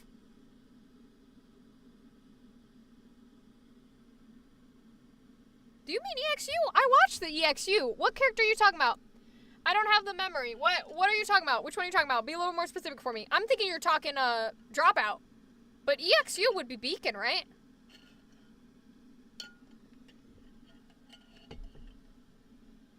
Are you talking about Calamity, where she plays the wizard? Because that was still power and magic. And I guess it's not technically attached to the weave, but there is still like a magical force. Like, I get that she was a scientist and treating it more like science experiments. But you're still tapping into something that is magical, no? Please allow, I know YouTube's behind, so take your time. But I'm interested in your thoughts on that. Because Calamity is my favorite. I love Candela. Candela's on its own lane. But if we're talking everything else, Calamity's my favorite. Yeah, DJ Knight, Pocahontas style is a nature argument for sure. I can understand a druid magical argument by saying that the earth you live on is alive. Even disease is viruses that are alive eating you, right? So even then, in fact, I would argue if I was going to do a big reveal of a plague campaign where the clerics and the magic users can't seem to heal the plague, I would make it so that a druid is able to heal the plague because it's alive. It's nature, right? And so, well, maybe that's the way we do it then. Maybe somehow or some humanity context in our version of the world, magic needs to be unattached to living things. Maybe magic specifically needs to be like bending matter and atmosphere. And, maybe it needs to be more Avatar style. I don't know. The original EXU, I believe she introduced an ancient civilization that did not recognize the division between arcane and divine magic. Oh! I think I know what you're talking... Yours too, Theta? I love that. I think I know what you're talking about, Theta. Not Calamity. The one with Dariax and Dorian and Aurum and Fern and Opal. Yes, she definitely had a civilization that was like, hey, magic is magic. The thing that the gods tap into is just what we do when we tap into magic. They've just learned how to use more of it and be able to use it more strongly than we can. That we could use. Magic is just science we don't understand, and the mages are just really smart. Dadley, ad break in about 15 seconds, y'all, for my Twitch people. That is a good point, Dadley, and that's entirely a possibility. Entirely a possibility for our world. The idea that I think it might work if what magic is, like if you sat down and asked a magic user in our universe, what are you doing? Because to me, this is magic. And their answer maybe is something like, I'm tapping into, right? Like how you tap into the weave. a feeling or, a sense that I don't quite understand how it works. I just know how to get there. And then maybe the teachers, like the people who are wizard teachers or whatever, are the ones who are studying it. They're the ones in the labs going, okay, well, when this tends to allow people to be able to feel a sensation that we can't feel, and then that sensation turns into fire, and then you get fireball, right? So something like that. That could work. Hi, Fox Daddy. Welcome. Fox Daddy, we are talking about how we would change a fantasy TTRPG to fit into a more humane horror energy. So we're talking about like, hey, if we don't have a weave, if we don't have like a magical plane that people like wizards and sorcerers pull their magic from. Oh no, he's at ads. Oh, sorry, buddy. I'll talk when we get back then. But hi, Fox Daddy. Welcome. I will dance for you because I think you can still see the player in the corner. I will dance for you. Oh, poor Fox Daddy's on ads. They are, DJ Knight. That's why there's so many stories about witches and stuff, because women are powerful in magic. Idea. Wizard magic is supernatural in that it places itself above and operates independently of nature. Ooh. Interesting.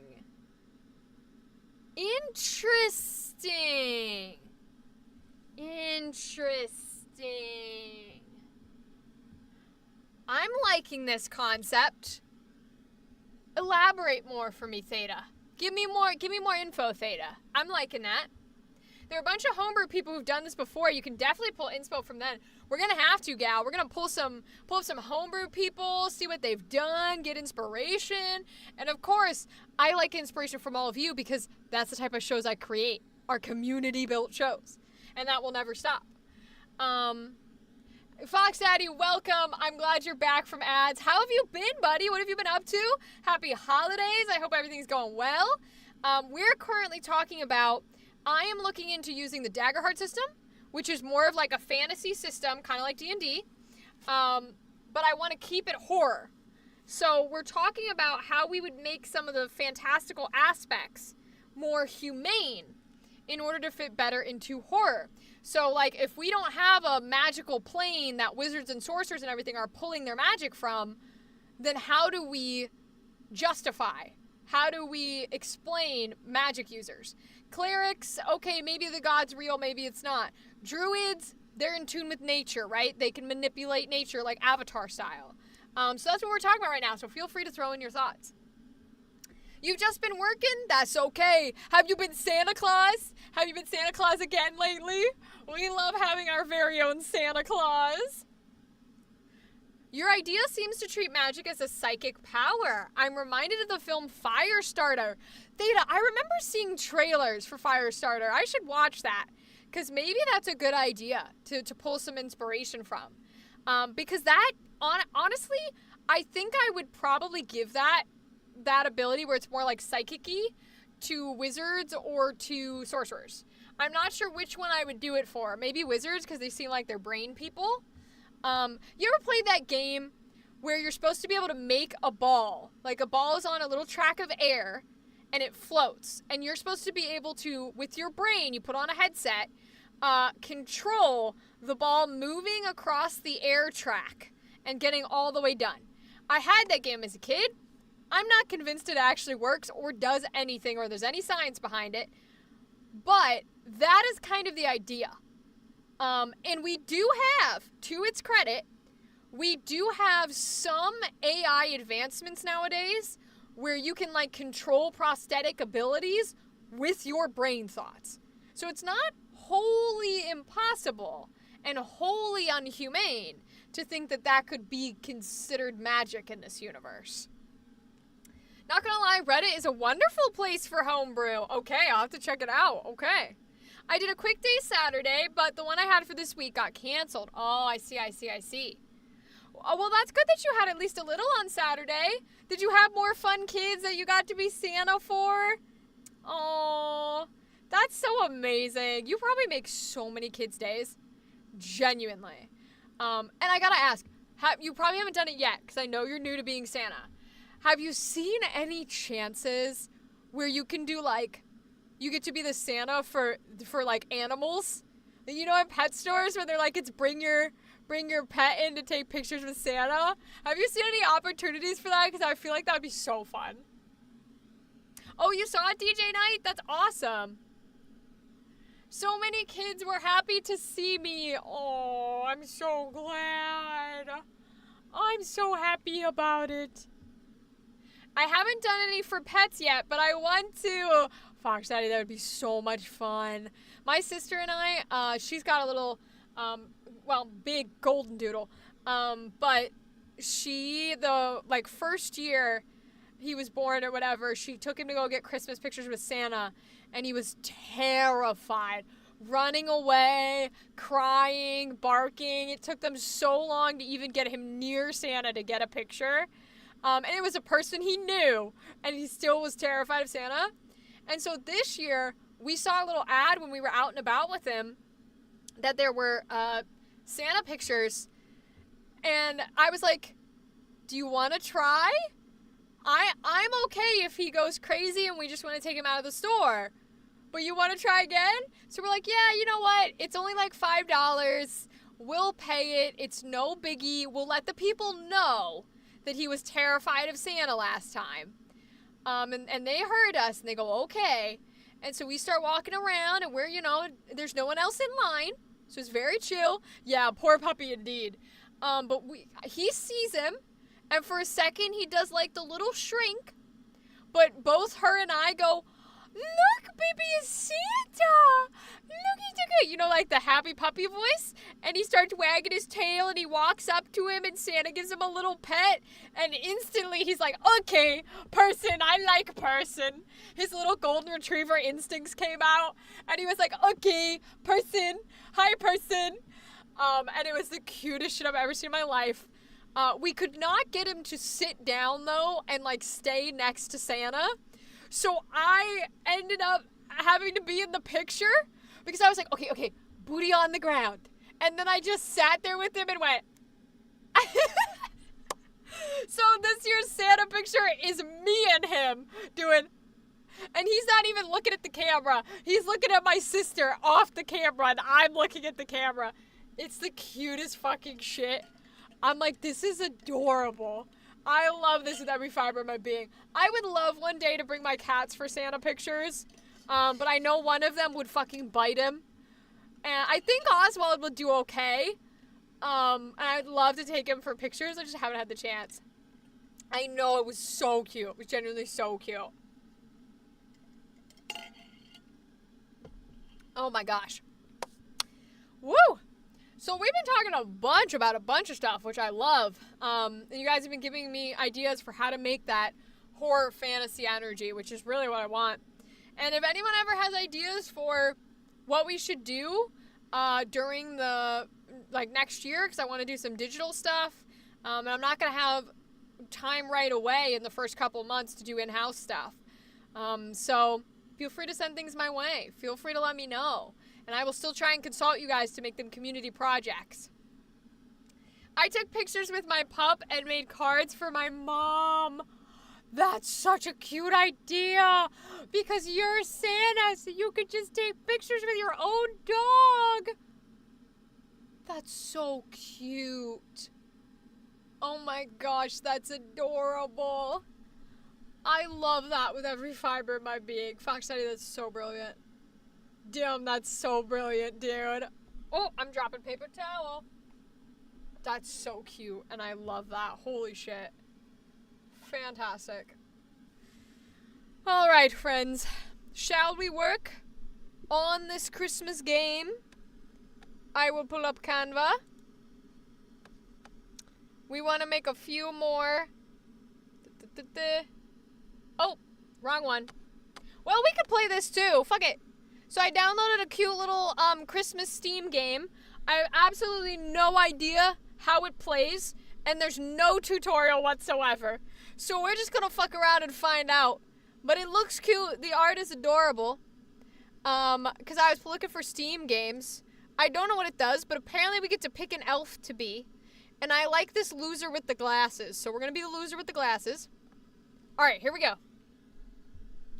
It's the beginning of November, and Christmas is practically here.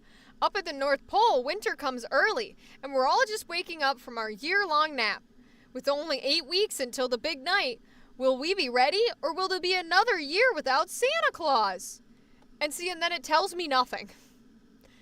All I know is I can go places, apparently. But I don't know what exactly I'm doing. Loser with the glasses, that's me. That's so funny, Dadly. So I guess there's a bunch of places we can go. I don't know what any of these mean. With the little Christmas lights, but we'll see. Let's go to Santa's workshop. Sabotage? Excuse me? Why would we sabotage the gifts? Oh, look, the light bulbs are points. So there's Jolly, Speedy, Strong, Creative, and Gumdrops. Interesting. I've been to a diner called the Soda Jerk before. 10 out of 10 food. Hell yeah. Was it like old school diner? Because I feel like that's a name for the old traditional diner style stuff. I'm going to play test the new toys. Oh my gosh, that's such a cute drawing. I thought the story would rhyme. I have no idea, Fox Daddy. It does kind of look that way art style wise though. You spend the week testing out the toys Santa invented last year. Do your best to make sure nothing is wrong with them, okay? You gain 2 Jolly and are paid 1 Gumdrop. Okay, so I guess Gumdrop is our payment system. Interesting. It was supposed to be a never-ending record player, a callback to getting your favorite song stuck in your head. Well, someone got the never-ending part right. The inventor only learned that it mangled the track placed in it when the first test got a Kitty Christmas album stuck in there. Oh no. Everyone pretended it was fine and dandy for the first week, but some of the elves look like they're ready to melt. Someone has to do something. We gotta yank it out. You throw yourself at the record player. It taunts you in a single repeated mew as you flail and struggle. You won't be the first to embarrass yourself doing so. The incorrectly pitched, always skipping cat sounds eventually become background noise. You lose a Jolly, well shit. Of course I already lost something. Boy, okay, I don't know what I'm doing, but this is cute. Let's not forget the midwinter feast. Once Santa is awake, he's going to be terribly hungry. Milk and cookies alone won't do. Oh, okay, well, let's go to the kitchen then. And let's bake. Oh my god, that drawing. That's me when I make gingerbread. That's me. All I got is gingerbread in the eyes. That's all I got. You spend the week baking goodies. Some will go to the elves as they get back into the swing of things. Some will be saved for the midwinter feast. And some you'll keep for yourself. See, but when I make gingerbread, it's all for me. You guys don't get to eat any. You can choose the characters, but you don't get to eat jack shit. I eat them all. You gain 1 Speedy, 1 Creative, and are paid a Gumdrop. It's time once more for the semi-seasonal bake-off. Anyone working in the kitchen this week has been drafted to participate. Lucky you. At the end of the week, the kitchen is transformed to accommodate an audience. You're given a list of foods you'll have to prepare. A midwinter turkey feast, homemade candy canes, and spiced eggnog. The catch is that you'll have to bring your own ingredients. Uh-oh. Do I buy ingredients? Or do I get inventive? You know what? I want to win, so I'm going to buy the ingredients. You purchase a cookbook and make your way to the post office to place orders for only the best ingredients. Your recipes may not be original, but they're guaranteed to taste top-notch. The day of the bake-off arrives and the kitchen is packed with audience members. The buzzer sounds and you retrieve all your ingredients freshly delivered. Not even the Toe Shoes family recipes can compete with your buying power. You win by a landslide! Yay! You gain 2 Jolly and 1 Creative. Okay. Father Christmas and Mother Earth come for the feast every year and stay a few weeks after.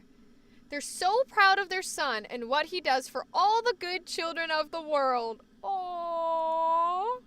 Santa doesn't always see that, though. We need him at his jolliest for the sleigh ride. Okay, so I need to make him jolly. What would make him jolly? I feel like Krampus would make him not jolly, right? So... Maybe the museum? Let's try the museum. Let's do some research. You spend the week delving into Christmas history, discovering long-forgotten family traditions. You gain one nice... Oh, I think that's the first time... Wait. Oh! So the present is nice or naughty. So we can be a naughty elf. Ooh, we might have to try that. We'll try that next time. One creative and our pay to gumdrop. Snowkin form a long queue coming out of the Great Snowball War Memorial. When Santa first built up the North Pole, the elves needed a way to unwind from construction. A series of snowball fights to see which side was greater, the elves or the nearby Snowkin, were held the entire winter. Nearby, an older elf and Snowkin argue over the outcome of the war. The elves pushed your people back well into the woods, the elf says. Because elves are weak and we let the fight start at the tree line, the Snowkin shouts back. I think we should broker peace. It isn't about who won, but how much fun was had, you explain. Both smile and agree. The three of you walk around and admire the exhibit. You linger on the wall, listing all the players involved, wishing you could have taken part. You gain 2 nice. You become naughty when you try to unionize? Literally. Yo, that would be the funniest shit ever if the game was about, like, how horribly you are treated and you have to unionize against Santa. If I was able to create games, that's some shit I would make. That would be so funny. Okay. 5 weeks till Christmas. As November draws to a close, guests for the feast begin to arrive several days early. Time to put on the finishing touches. Okay. You never know who might show up. So should we go back to the kitchen then? Or maybe the soda jerk. I feel like we should go back to the kitchen. Let's go back to the kitchen and taste test. Let's taste test. You spend the week tasting everything coming out of the kitchen to ensure only the bestest treats are given out. It's a hard job, but somebody has to do it. You gain 1 jolly, 1 creative, and are paid a gumdrop. One of the side rooms is a small walk-in library filled with cookbooks. Rummaging through this library is Mal. Before you can ask what's going on, he puts a finger to your lips. Uh-oh. If you agree to tell no one, I'll let you in on what I find. And 10 pounds, literally Fox Daddy. And of course I'm going to help him. Mal looks you up and down. I don't trust you not to tell, he says, shutting the door on you. Well, that's not nice. You lose a jolly. Damn, okay, that did nothing. Uh-oh. It's feast time. Santa is awake. I repeat, the big guy is up. The midwinter feast is upon us, and there's still much to be done. Not only do we have Father Christmas and Mother Earth, but Jack Frost. This is not relevant to this game. But I'm a Rise of the Guardians bitch, and Jack Frost from that movie is hot as fuck. And so is Santa Claus, but Jack Frost was like one of my first like animated crush boys. Hot as fuck. Love that boy. Okay, just needed to put that in there so we all know where we're at. Christmas Elves Strike Chance was a make some noise prompt? Theta, I'm gonna have to see that clip. That sounds funny as shit. Okay.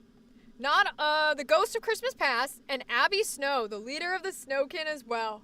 Even Krampus has decided to join us in the holiday cheer. What could go wrong? You seem like the type to fall for Jack. You know what? I would say go fuck yourself. But in all honesty, yeah, I do. Yeah, I do. Yeah, I do seem like that kind of girl. Yeah, I do. But you know what's funny? You would think I'd be a bunny girl.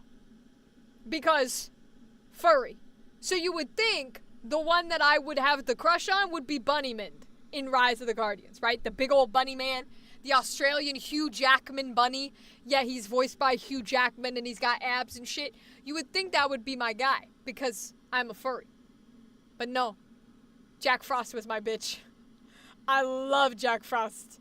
I'm like, oh, okay. Like, teenage me was like, okay. Raise him up to 18. Adult me is like, okay.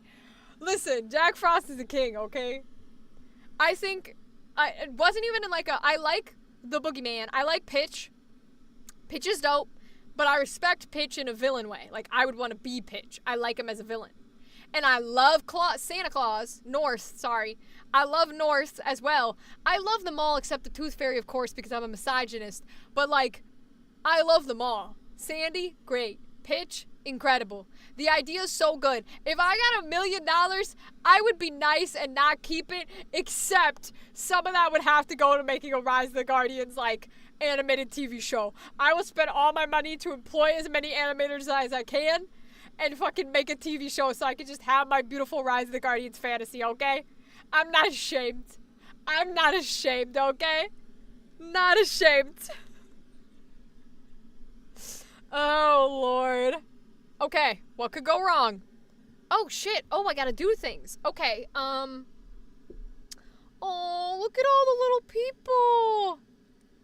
Oh, we can go up here to click them, too. Cool.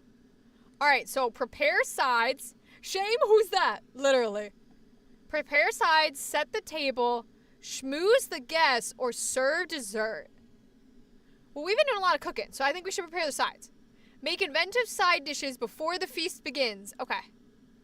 You get to work in the kitchen, helping the others prepare the traditional sides for the feast. Vegetables, potatoes, and biscuits. The favorites are all there. The feast is a little quieter than usual this year. Almost certainly because everyone is enjoying the food. Yay! Oh, we only get to pick one? Oh, damn. Yet another good feast behind us. As the dessert plates are taken away, everyone briefly settles by the hearth, ready for another year of banter. Krampus preaching about the need to punish all the bad children with coal. Huh. Abby Snow complaining about Mal and the other elves who continue to prank the Snowkin, and the ghosts of Christmas past and future arguing over which Christmas was or will be the best. And so, the night ends with Santa leading his parents off to Mother Earth's cottage, exiting the room with his signature jolly laugh. Aw, how cute! Uh-oh, we're moving up. Uh-oh. And just like that, the first letters to Santa have begun pouring in. We're all loosening our belts a notch after the midwinter feast. We can't let that slow us down. Now that the big guy is awake, we can finally open up the rest of the North Pole. All right, all right. Ooh, what should we do? Let's deal with the reindeer. We love the reindeer. Oh, train the reindeer. You spend the week running the reindeer, young and old, through their training courses. Every so often you try out one of the jumps and... nope. You gain 1 speed, 1 creative, and paid a gun drop. As you stroll between the stalls and training area one evening, a white goat jumps onto the trail before you. Adorned in red ribbons, it bleats at you. I am the Yule Goat and demand my gift. And you'd better get them one. It's tradition. Everyone knows that the Yule Goat doesn't need anything big, but it's naughty to decline their demands. Oh, we'll get him a gift. We're being a nice elf this time. Buy him a gift. You raise a finger and promise to be back in a moment. The Christmas spirit puts some speed in your step. You find yourself at the post office, asking for festive stamps fit for the Yule Goat. When you return, the goat bleats its approval and hops back into the trees. You pay 2 gumdrops, but you gain a nice, a jolly, and a speedy.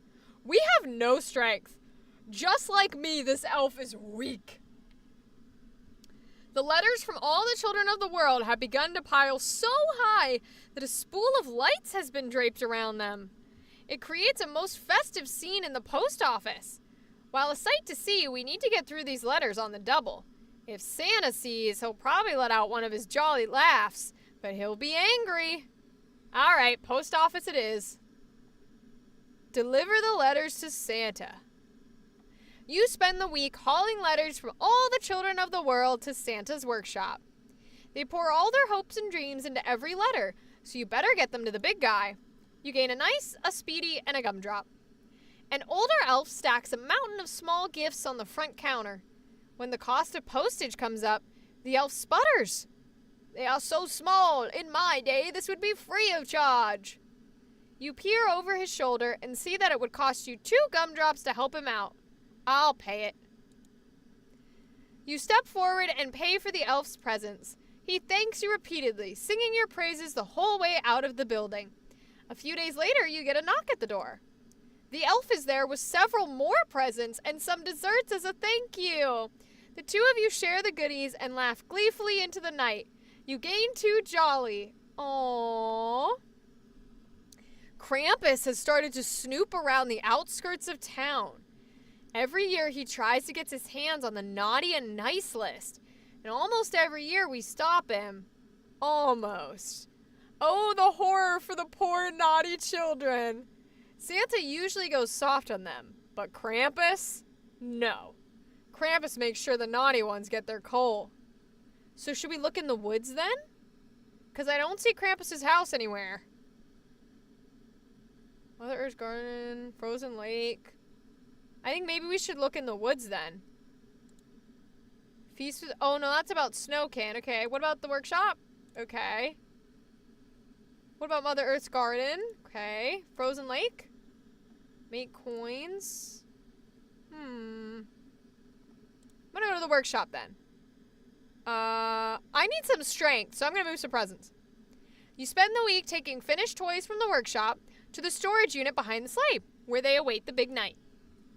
You gain 2 strong and are paid 1 gumdrop. Goody shivers as she walks in from the cold, asking for you by name. Grammy Two Shoes needs a sleigh ride over the river and through the woods. Ah, that's cute. Okay. The trip will take the whole day tomorrow, and Goody needs someone to cover her shift on the hammering line. Pretty please.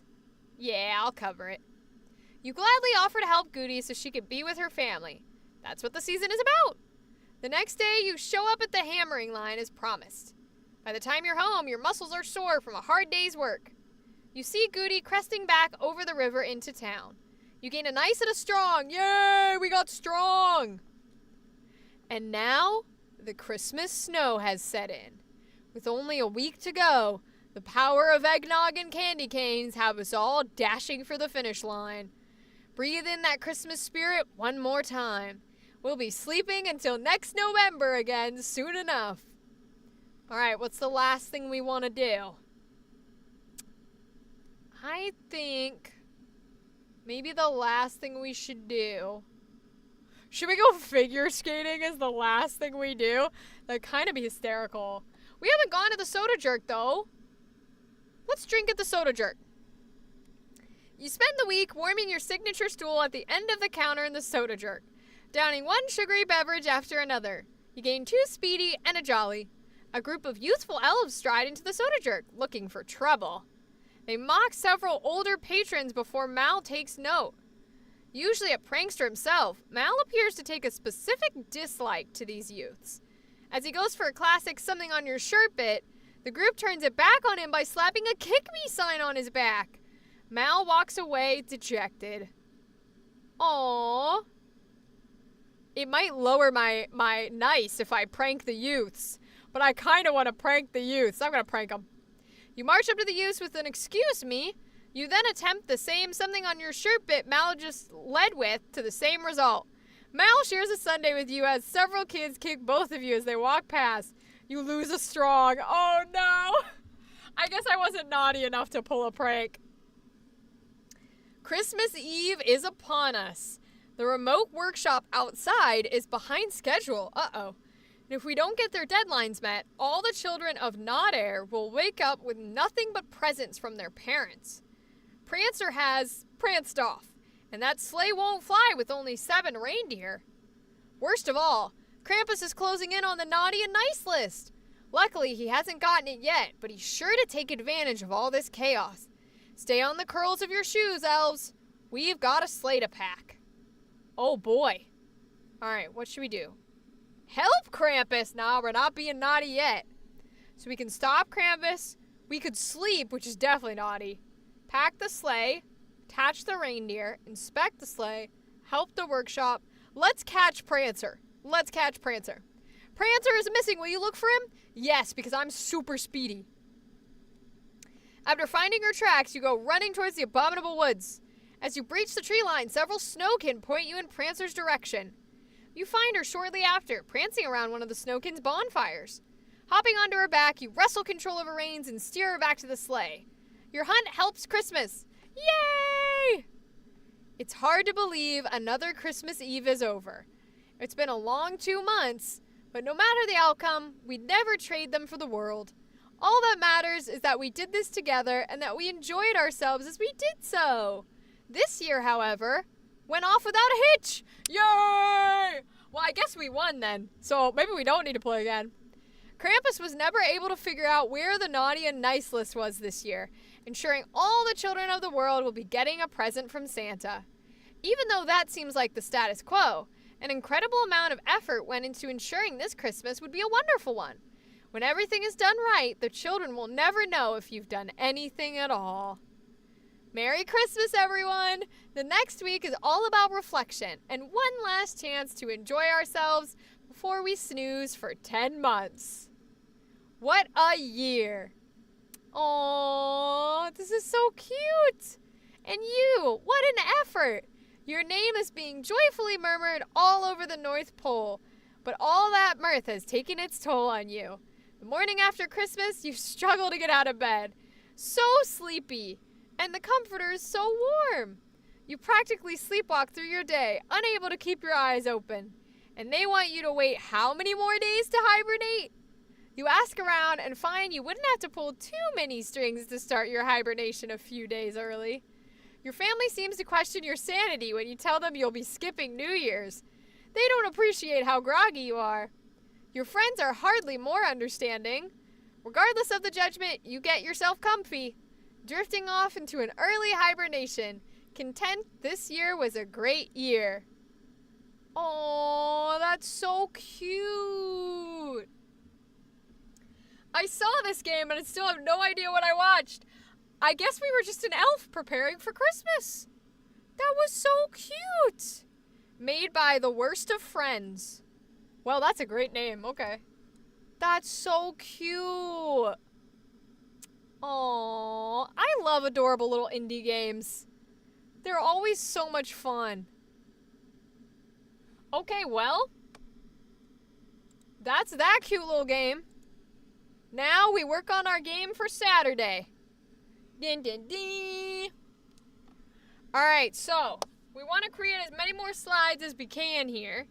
So for anyone who doesn't know what we're doing, basically on Saturday, towards the nighttime, Gal and Ava are going to be playing this game with me, which is essentially they will get a present of some kind, the what, and then they will get the who they have to give it to. And they have to argue why the present is the best possible gift to give to the person. So, for example, let me put it on one that's a little easier to understand. Let's see. There's one down here that I know is pretty good.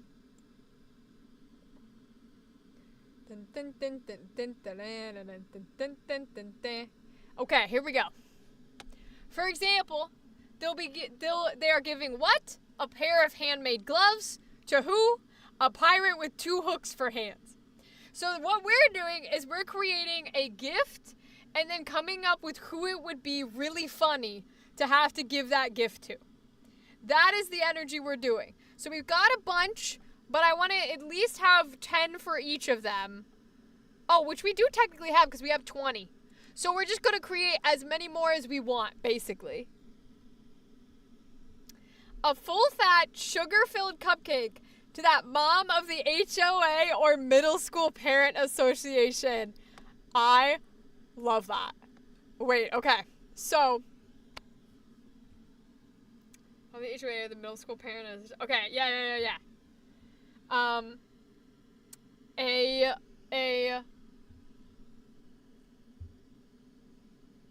There's a word for it, I think, isn't there?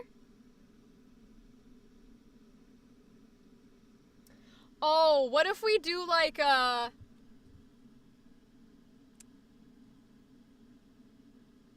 what if we do like to play on this, gal, because I love your ideas. What if we do like something like the sugar-filled cupcakes, but I want to get food. What did I miss? Dadley, we're creating more gifts and who they're giving them to for our Christmas game. I'm trying to, Gal has a good suggestion. I'm trying to word it differently. A bowl of pasta to the almond parent? What is an almond parent? I do not know what an almond parent is. Like somebody who's dieting? Is that what that is? Your idea made me think of, like, what's the worst, if you hated somebody, what would you give as a gift to their kids in order to make the parents have the worst time of their life? That's what this makes me think of. You would give them like something really loud, right? Like glitter. Oh my god, wait, yes. Slime and glitter. Okay.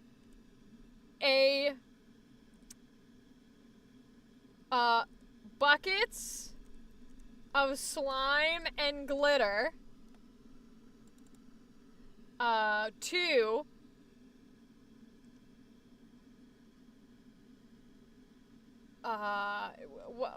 would we say they're giving it to the kids? To the kids of your least favorite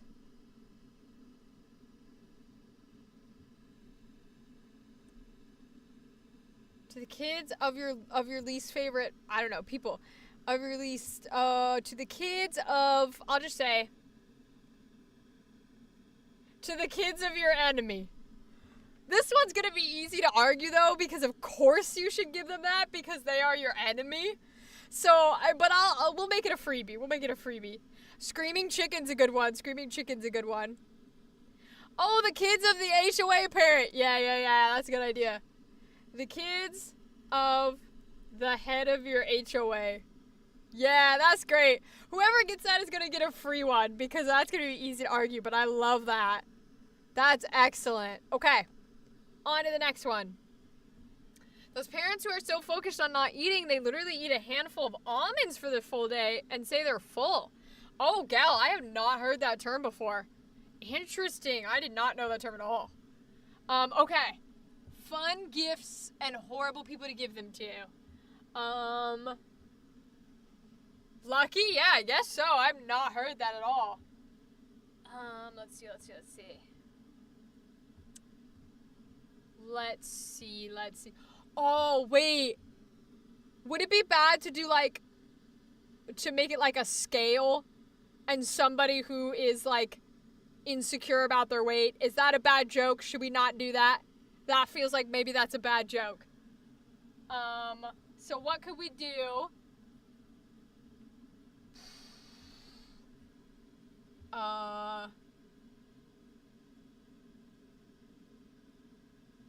Or would it be better tinged if it's a scale to somebody who's pregnant? Does that make the joke better? As a fat person, it would probably offend 3 people.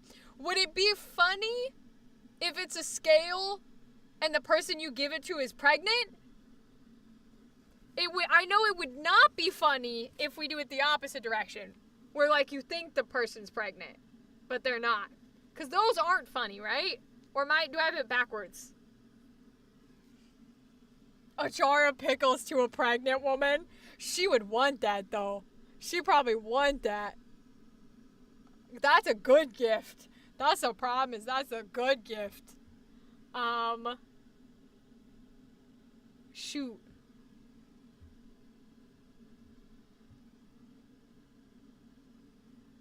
Shoot.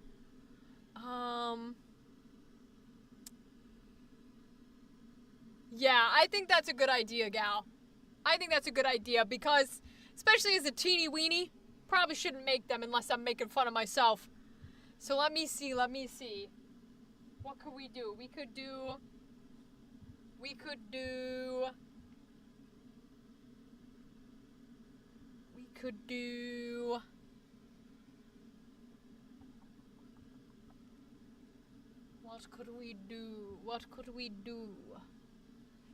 could we do? They're hard, but once you get them, you get them. This is the hard part.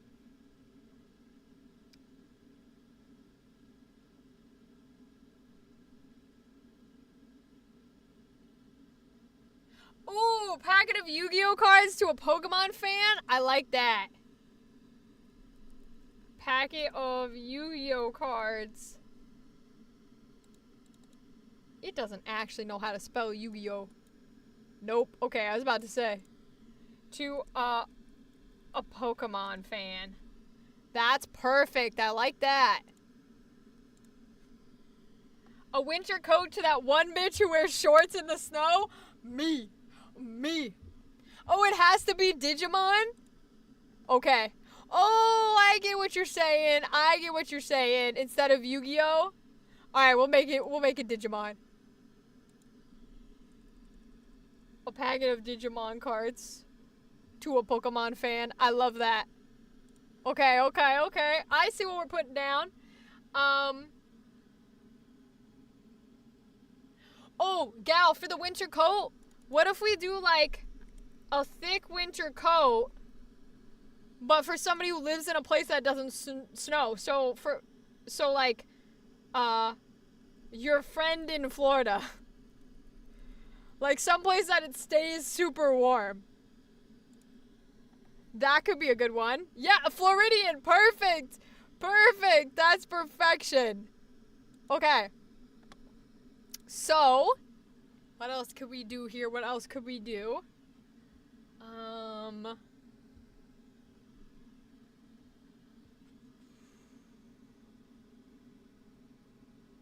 We could do... I'm trying to think of like sports or comic books. What are jokes we could make with sports and comic books and things like that? Sports and comic books. I don't know sports well enough. We could do the same thing with Pokemon Digimon where we could do something about like DC and Marvel. Could do something in that energy. I know we did the coupon one. The coupon one is great. That one was funny. We could do...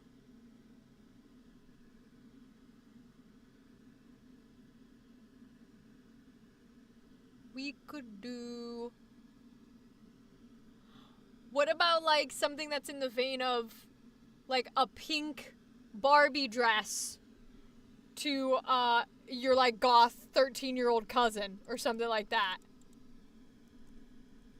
A pink Barbie dress. Your 13-year-old emo cousin. That could work. What else can we do? Let's see. Oh, My Little Pony onesie. That would be so funny. Let's do that one.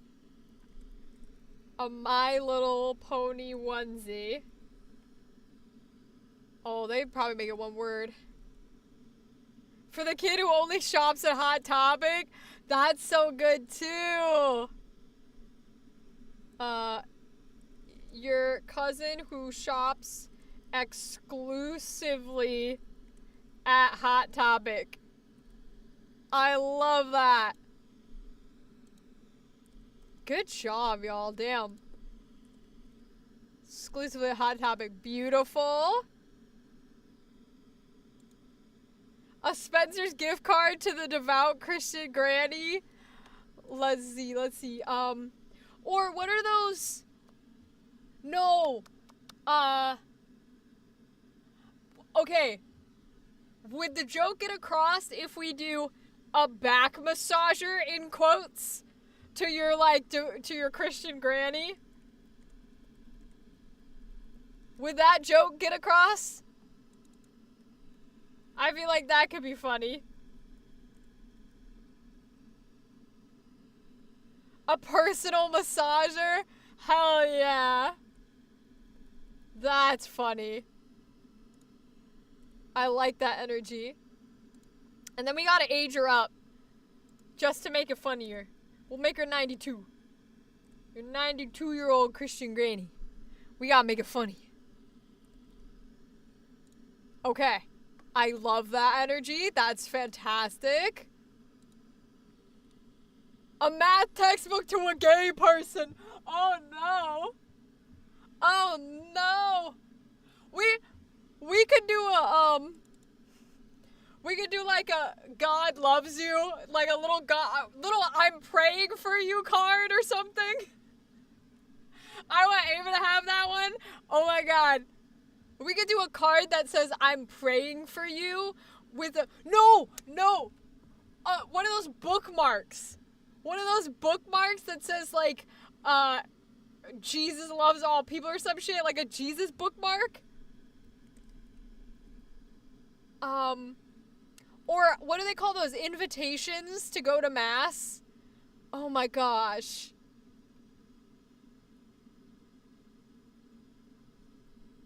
Yeah, the stickers, exactly, like a bookmark with a Bible passage on it, and then it can be to like, to your gay uncle and his gay husband. A brochure, that's the word I'm looking for. A brochure for the local Catholic Church. And it will go to your gay uncle and his gay ass husband. Oh my god, that's funny as shit. His gay ass. Did this just change to... Y'all can't see it. Oh my god. Y'all can't see it because I have it cropped. I typed in the sentence, gay uncle and gay ass husband, and Canva just changed to rainbow colored. And then changed back to blue. This is not a joke. It's not on camera. I don't have footage, but I swear to God that just happened. Holy shit. Oh my god, that's the funniest thing I've ever seen in my life. Canva is a real one. Holy Jesus, dude. That's so funny. It did not need to do that, but it did it. Oh my god. A Jesus bumper sticker, the local cult. Oh my god. A God Saves bumper sticker. Oh, no, because I guess the Mormons would be okay with that. I was going to say we could do it that way, or Jehovah's Witness or something, but I guess that doesn't work. Let's see. What else could we have? What else could we have? What else could we have? Oh, I know. One that normal people hate. Are you ready for this? Let's go.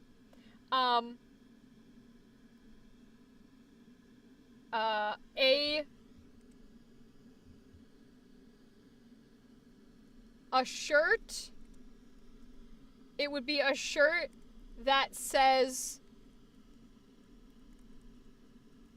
I'm a player or something equivalent to this. Let me know if you've got a better phrase. And then it's to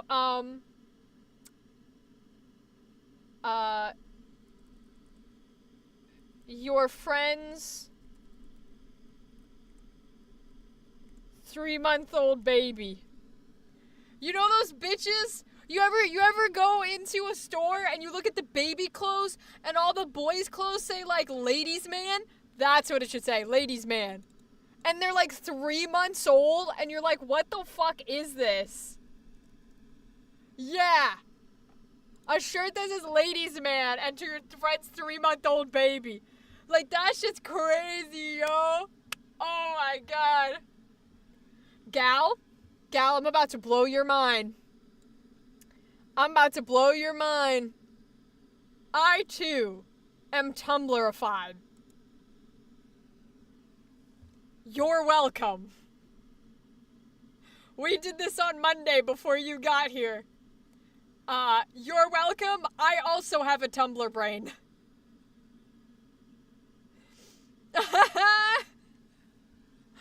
Yeah, I'm glad you made me go back and look, though, because it's supposed to be the ghost of... Oh my god, that's funny as shit. I'm still on Tumblr? Oh, same. And no one will ever know. Alright, what else can we do? What else can we do? Let's see. Oh. What's those? Okay. What's like something that's like a fake gaming thing that you could get for a gamer? Like a gamer who's like a teen who's like, oh, I'm actually like into games. I want like a real keyboard and a real setup. What's something shitty and stupid that you could get him?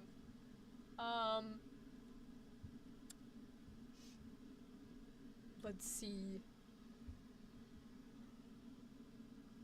What's something you could get someone like that? What's a shitty gamer thing? Oh, yeah, like a Wii remote or something? Oh, okay, wait. No, wait, that's perfect. Wait. You ready? The claw for the alien conspiracy kid? Oh, Dad, they will have to do that too. But wait, I got it. Ready? A Wii.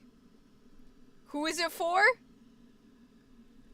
Your retro gamer little nephew. Or I'll say your little nephew who's a retro gamer. Oh my god. The idea that the Wii is a retro game, a nostalgia console, I think that's hysterical. I love that. Okay. The retro is the trendy kid? Oh, absolutely. Absolutely. And the claw for the alien conspiracy kid? Not a bad idea. If there's an alien conspiracy person...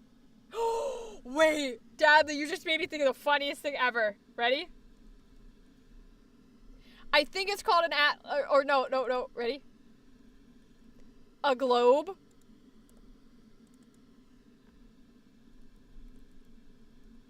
That flat earther, you know. A globe for that flat earther, you know. Your conspiracy theory made me think of that. Oh my gosh. Oh boy, oh boy, oh boy.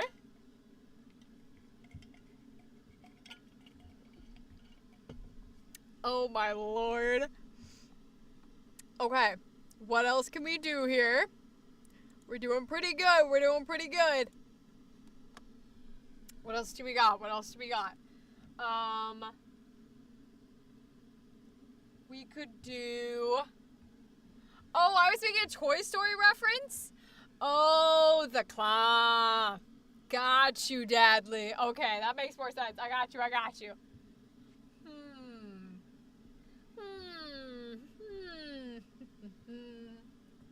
What else could we do? What else could be funny?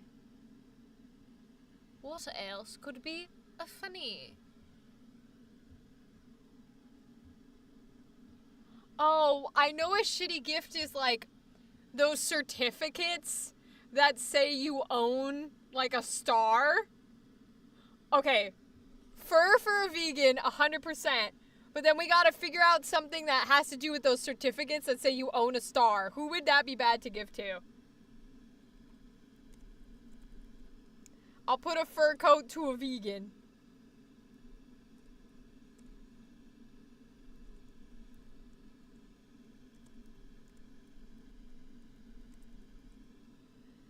A participation award for the try hard? That's actually kind of hysterical. Wait, that's great. A participation trophy for your niece who came in second place at the science fair. Hell yeah. A star for someone who believes in astrology? That's not bad. That's not bad. Oh, I don't know if there's a name for the certificate now. One of those, like, I guess, I own a star, or...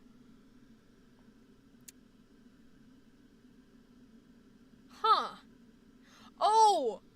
What if we do a version of this that's, you know those, like, adopt a cow type of things? Okay, literally, Deadly Gal, this is the energy I was going. You know those adopt a cow things? Or, like, adopt a pig or adopt a chicken? What if we do one of those, and then it's to, like, your friend's 4-year-old who's obsessed with chickens or something like that?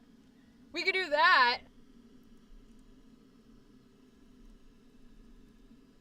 What should we do? Adopt, what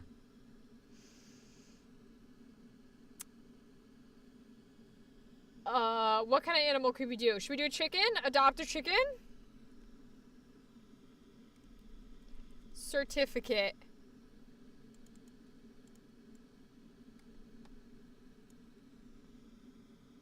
The animal tracking bracelets?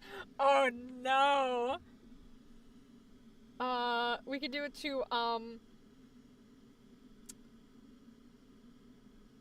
adopt a capybara? Oh, that's so cute.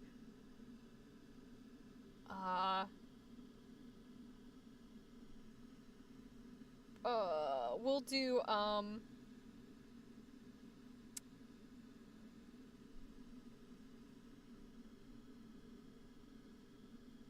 let's see.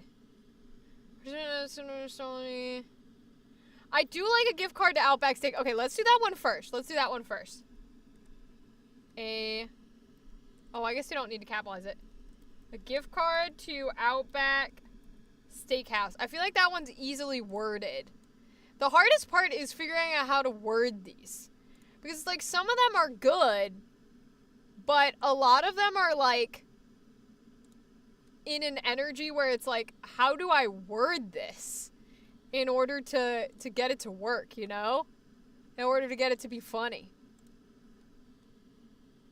Candy floss to a dentist. I like that. Okay. Oh, shoot. I deleted the who. Bring my who back. Okay. So, a gift card to Outback Steak. Wait. What about a gift card to Outback Steakhouse, but instead of to a vegetarian, it's to your Australian friend? Your Australian friend. That's definitely, I got the ending wrong. Oh no, I got the thing right, so try to get it wrong. Oh no, okay, I swapped it. Your Australian friend. I love that. And I like candy floss to a dentist a lot. Let me do that. Candy floss.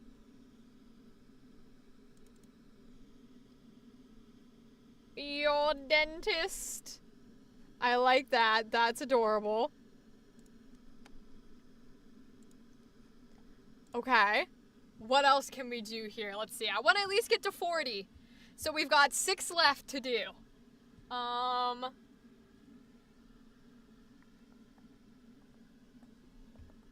Let's see. Oh, we could do something that's like, wouldn't be called like a doctor's book. I'm not sure what it would be called, but to like, we do another one of those where it's like the kids of your, unvaccinated friends or whatever, the non-vaccine people, but you wouldn't give them like a doctor book. That's not what it's called. Oh, Attack on Titan DVD for the anime that is only for the kids' parents. Maybe there's only for kids' parents. That could be good. That could be good. Oh, we could do something in that vein where it's like, what's that show that uses like puppets? Is it Don't Touch Me, I'm Scared? Or something like that. But it Happy Tree Friends. Happy Tree Friends. A Happy Tree Friends DVD.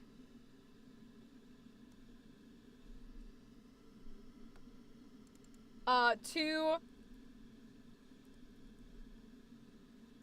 your friend's 8-year-old daughter.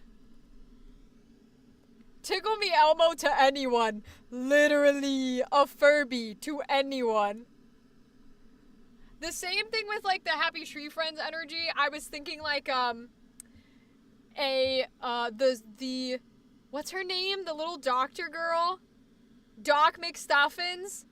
A Doc McStuffins, full Doc McStuffins DVD set to your anti-vaxxer friend, to the kid of your anti-vaxxer friend. That's what I was thinking. But I like the Tickle Me Elmo. Let me put that one down. Tickle Me Elmo to literally anyone. A Furby to someone who's afraid of being haunted. Literally. Furbies are evil, bro. Let's see. We could do...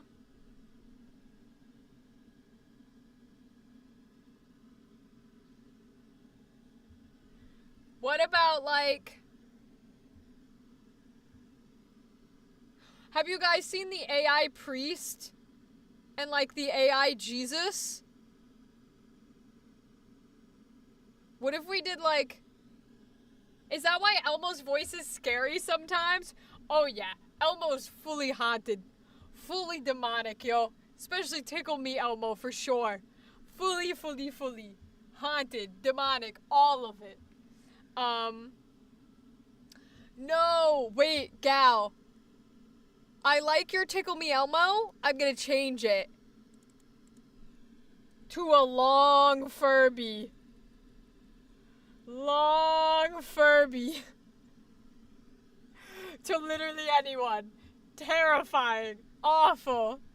Long Furby. Exactly. Okay, let's see what else we can do.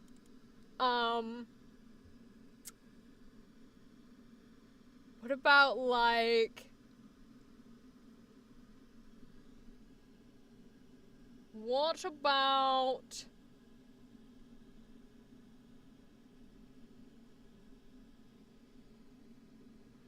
we could do something in the vein of, you know, when kids ask for like a pony or a horse, but then they get something like a doll. We could do something in that vein. So, what about like, what do kids want? They want puppies, they want horses. We could also make a Santa Claus joke. Give the horse girl a cat. That's not a bad idea. We could do, oh, what about like a princess party? So the gift is like a princess party, but it's for the tomboy. Are people still okay with that language, tomboy? I'm not sure what else you would call them.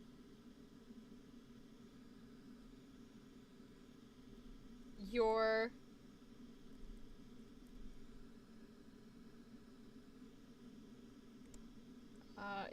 like tomboy, 10-year-old niece. Give the werewolf girl a pony, they fight. That's god tier. Oh, we could make a We could make a werewolf versus vampire one. We could do like maybe someone who's obsessed with one, like a werewolf or a vampire, or like make a Twilight joke or something. That could work. Or if they're upset, like a Disney adult type of energy. What would be... Get the vampire vitamin D gummies. That's kind of funny, actually. Wait, we get the vampire sunblock? Let's see. You give sunblock? No, what's tanning stuff? Tanning solution? A tanning bed, yes, thank you. A tanning bed? To a vampire. I love it. That's fantastic.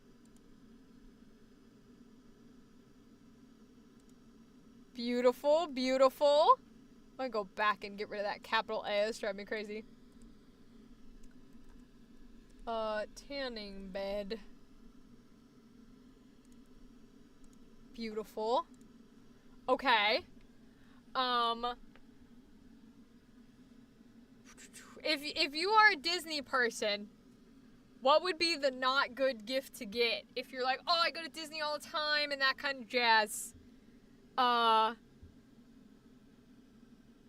Would it be like... what could be something good there?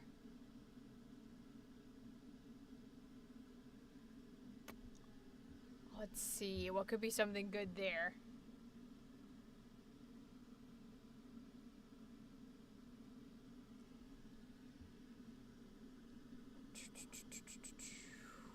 I feel like I guess there's nothing opposite of Disney, is there? Maybe, okay, Disney's not the one with Animal Kingdom, right? Because the only thing I can think of is like Animal Kingdom passes to the Disney adult friend. But I don't think they're connected. So maybe that doesn't work. Oh,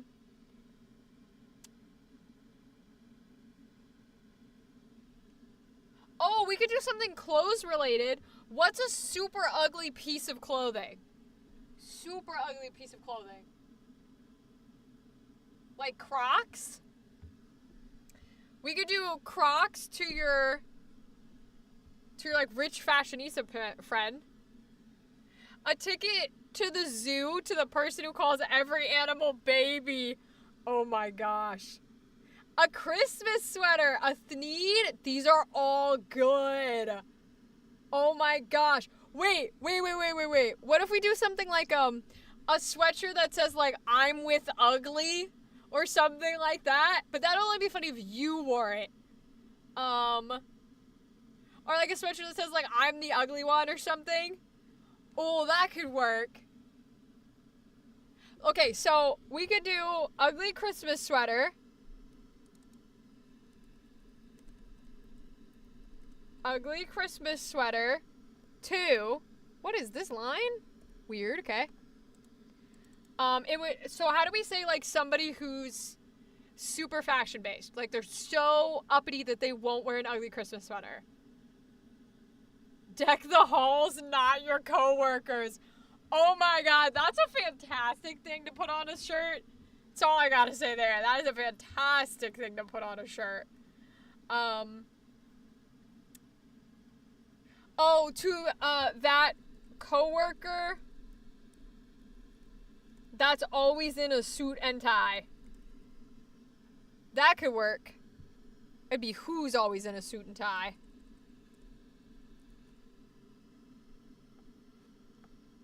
That could work. That could work.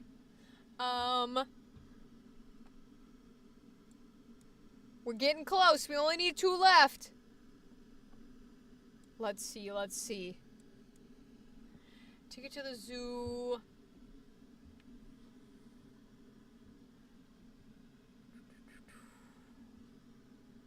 What could we do? What could we do? Oh, what about like Taylor Swift tickets to your friend who's a Travis Kelce fan or something like that? Taylor Swift tickets. What group does he play for? I have no idea.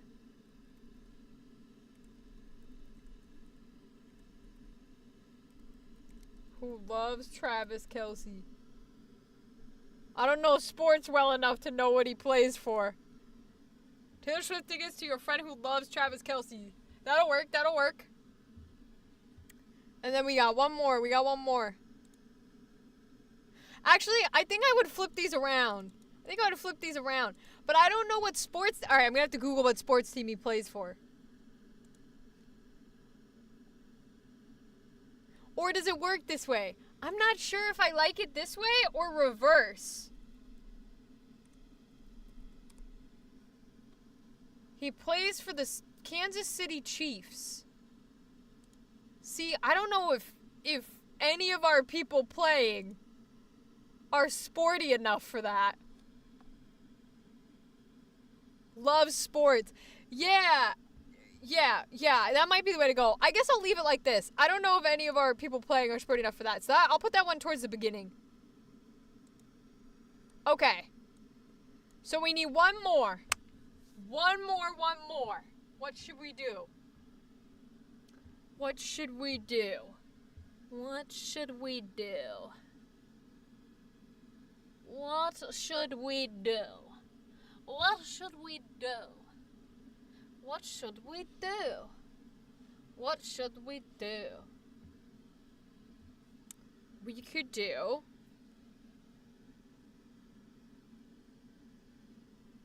Dun dun dun dun dun dun dun dun dun dun dun.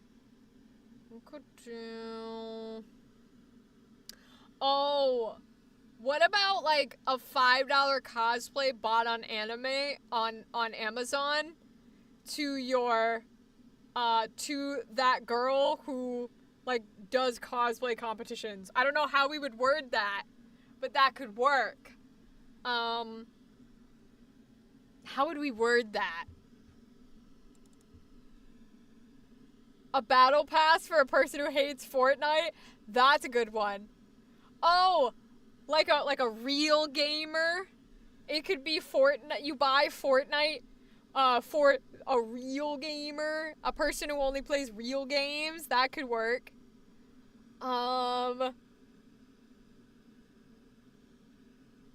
Let's see.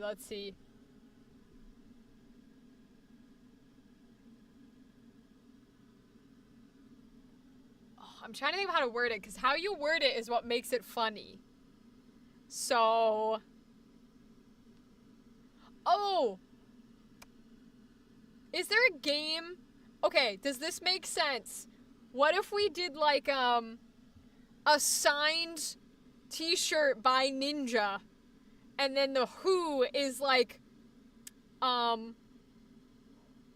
12-year-old kid who loves Minecraft?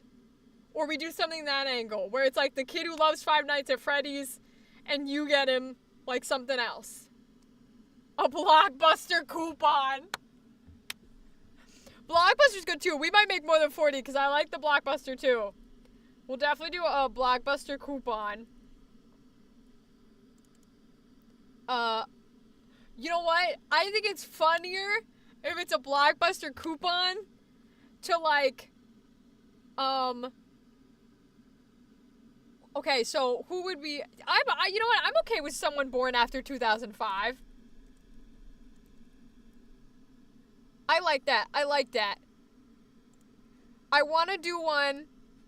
Well, it'll be 41, but technically I think that's 40 because we had the intro. So I want to do one that's some sort of messing up things, like Fortnite to Minecraft, or Five Nights at Freddy's to, like, Chuck E. Cheese. Oh, we could do, a trip to Chuck E. Cheese for, a child who's terrified of, like, animatronics or something like that. Would that work? A trip to Chuck... Oh, but they don't have animatronics anymore. They only have the guy in the costume. Oh no! Okay. Okay. What could we do instead? What are games that are very similar? Oh, we could do Roblox in Minecraft. We could do that. What is the Roblox, like, in-game money called? Like, you can buy stuff in Roblox. What is that called? What is the stuff called that you buy in Roblox? What do you purchase in Roblox? No idea. I know I'm the same way. Buy virtual items. Oh, Robux. Oh, I should have known that. Okay, that's the word I was looking for. Robux. So, oh, we will go back so that I can have my thing back. Okay, so, you buy Robux,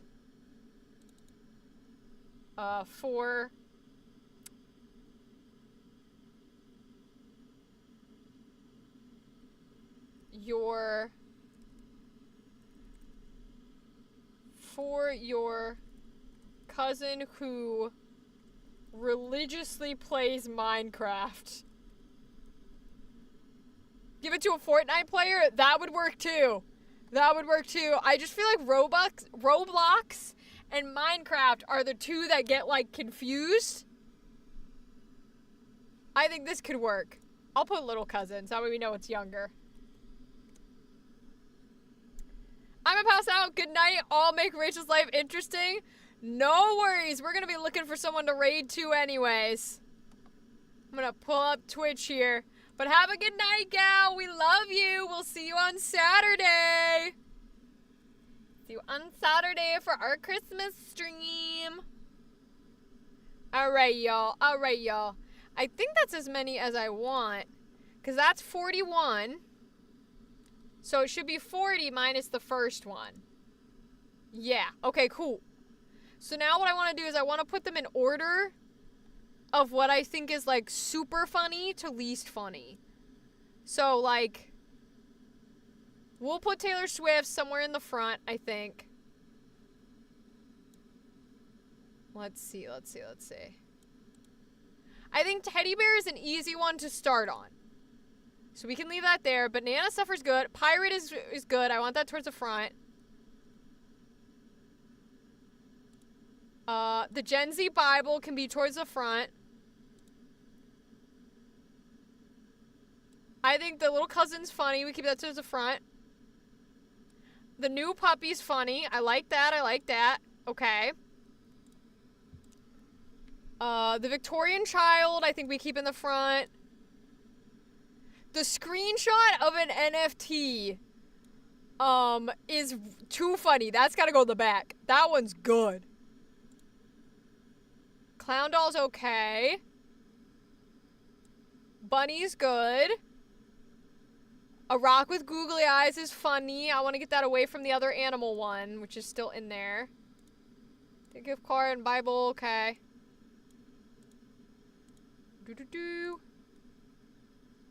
Oh, this one's just stupid. I love it. A box within a box within a box within a box within a box, and you give it to an alligator. I love that. A Webkins. We'll put that one up here. Oh, yeah, the Sid from Toy Story one. We'll throw that one up there. A Lunchable. That one's funny. Oh, my God. The Angel Tree Kid one is too good. Yup, the Make-A-Wish kids. Gotta be back there. We'll throw Travis Kelce earlier. Shot glasses with the AA group is funny. Pronouns in a blue wig. Ava's gonna love. Let's see what else. The Digimon cards are good. The Slime and Glitter is good. We'll throw that in there. I think we throw Digimon a little bit in there. The winter coat is pretty basic. We can keep that up here. My Little Pony is fun. I like that. Personal massager. I like your uncle and his gay-ass husband. I think that's funny. Sure, this is ladies man. Yup. A we and the retro gamer, I think, can go up towards the front a little bit more. Because I also want to mix some of these up because I know that Gal has obviously seen a good chunk of them. So, let's see. We'll put the globe and the flat earth there a little bit closer to the front. And then the princess party up here. Tanning bed for the vampire. The ugly Christmas sweater. The Blockbuster coupon. Throw it down here.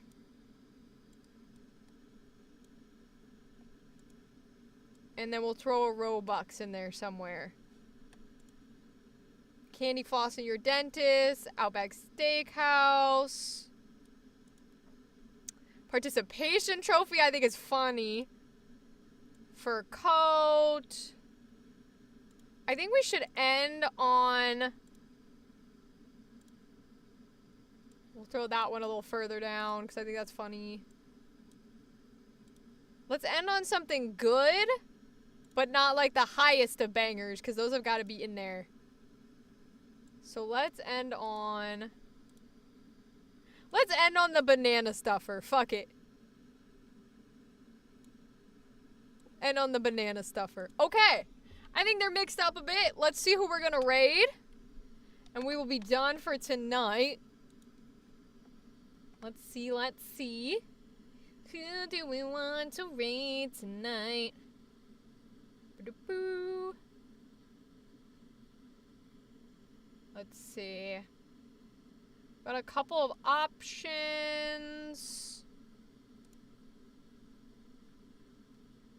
Oh, there's a lot of people on tonight. Okay. Oh, Smoking Glue Guns is working on their homebrew D&D. Speaking of all the homebrew stuff we were talking about, I think maybe we should raid them. Let's see. Let's see, let's see. Let me pull them up.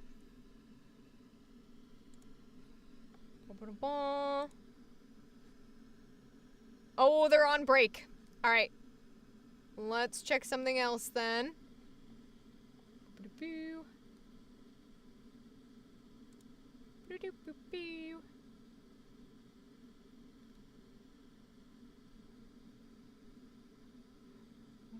Let me go into my fun one where we look at all the little categories and see what's up, because I love looking at these categories, seeing if we can find folks. If anybody has suggestions, let me know. Let's see.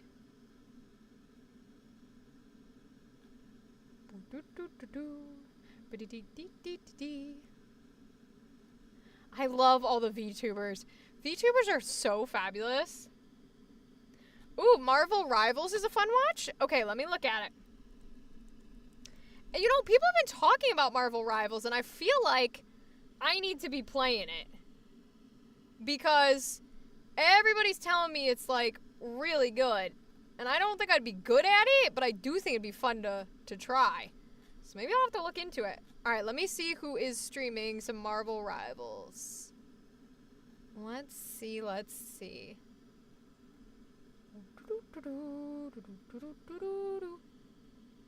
That would be a great community game. I love the game. Okay, Fox Daddy. Let me look into it then, because I'd love to play with y'all. I think it'd be fun if we could all play together. Okay, I'm down for that. Let me see who's streaming and see if there's anybody that I want to pop in on. There's a cute little VTuber with a pudding on her head who apparently is playing it for the first time. Oh my gosh, her VTuber's adorable. Okay, we're gonna try this person. Their name is Mongo Pudding. I know Ava and I play that game. Oh, if Ava's playing it, then I'm definitely gonna have to try, huh? Alright, I guess that's the way it'll be. Let me pop in that raid. Okay, everyone. We're going to raid over to Mongol Pudding. If you're able to, please join us, and then you can peace out if you need to. But raids are great for those people because it allows them to keep those into their metrics. I don't know how to do the commands that Gal does in order to raid, so you can just copy and use our emotes, whatever you want to do. But we're going to raid over. Thanks, y'all, for being here tonight. Fox Daddy, Dadly, everyone in between. I appreciate you guys. Thank you for talking with me about different things, whether it's reading and education, whether it's how do we, and Theta, of course, everybody on YouTube too, whether it's that stuff or whether it's how we change fantasy into horror, etc., etc. Always feel free to give me your ideas because the shows we make are for you guys. You can raid in the creator dashboard. No, I got the raid up. Gal figured out how to put out the command that you copy and paste when you go into somebody else's chat. But it's no biggie. We just say it like we have before. So Saturday we'll be live around 1 p.m. and we'll probably be live until midnight doing a bunch of different things with a bunch of different friends. Feel free to join whenever. Stop by whenever you can. Stay as long as you want. Happy holidays. I will see you guys on Saturday, okay? Goodbye.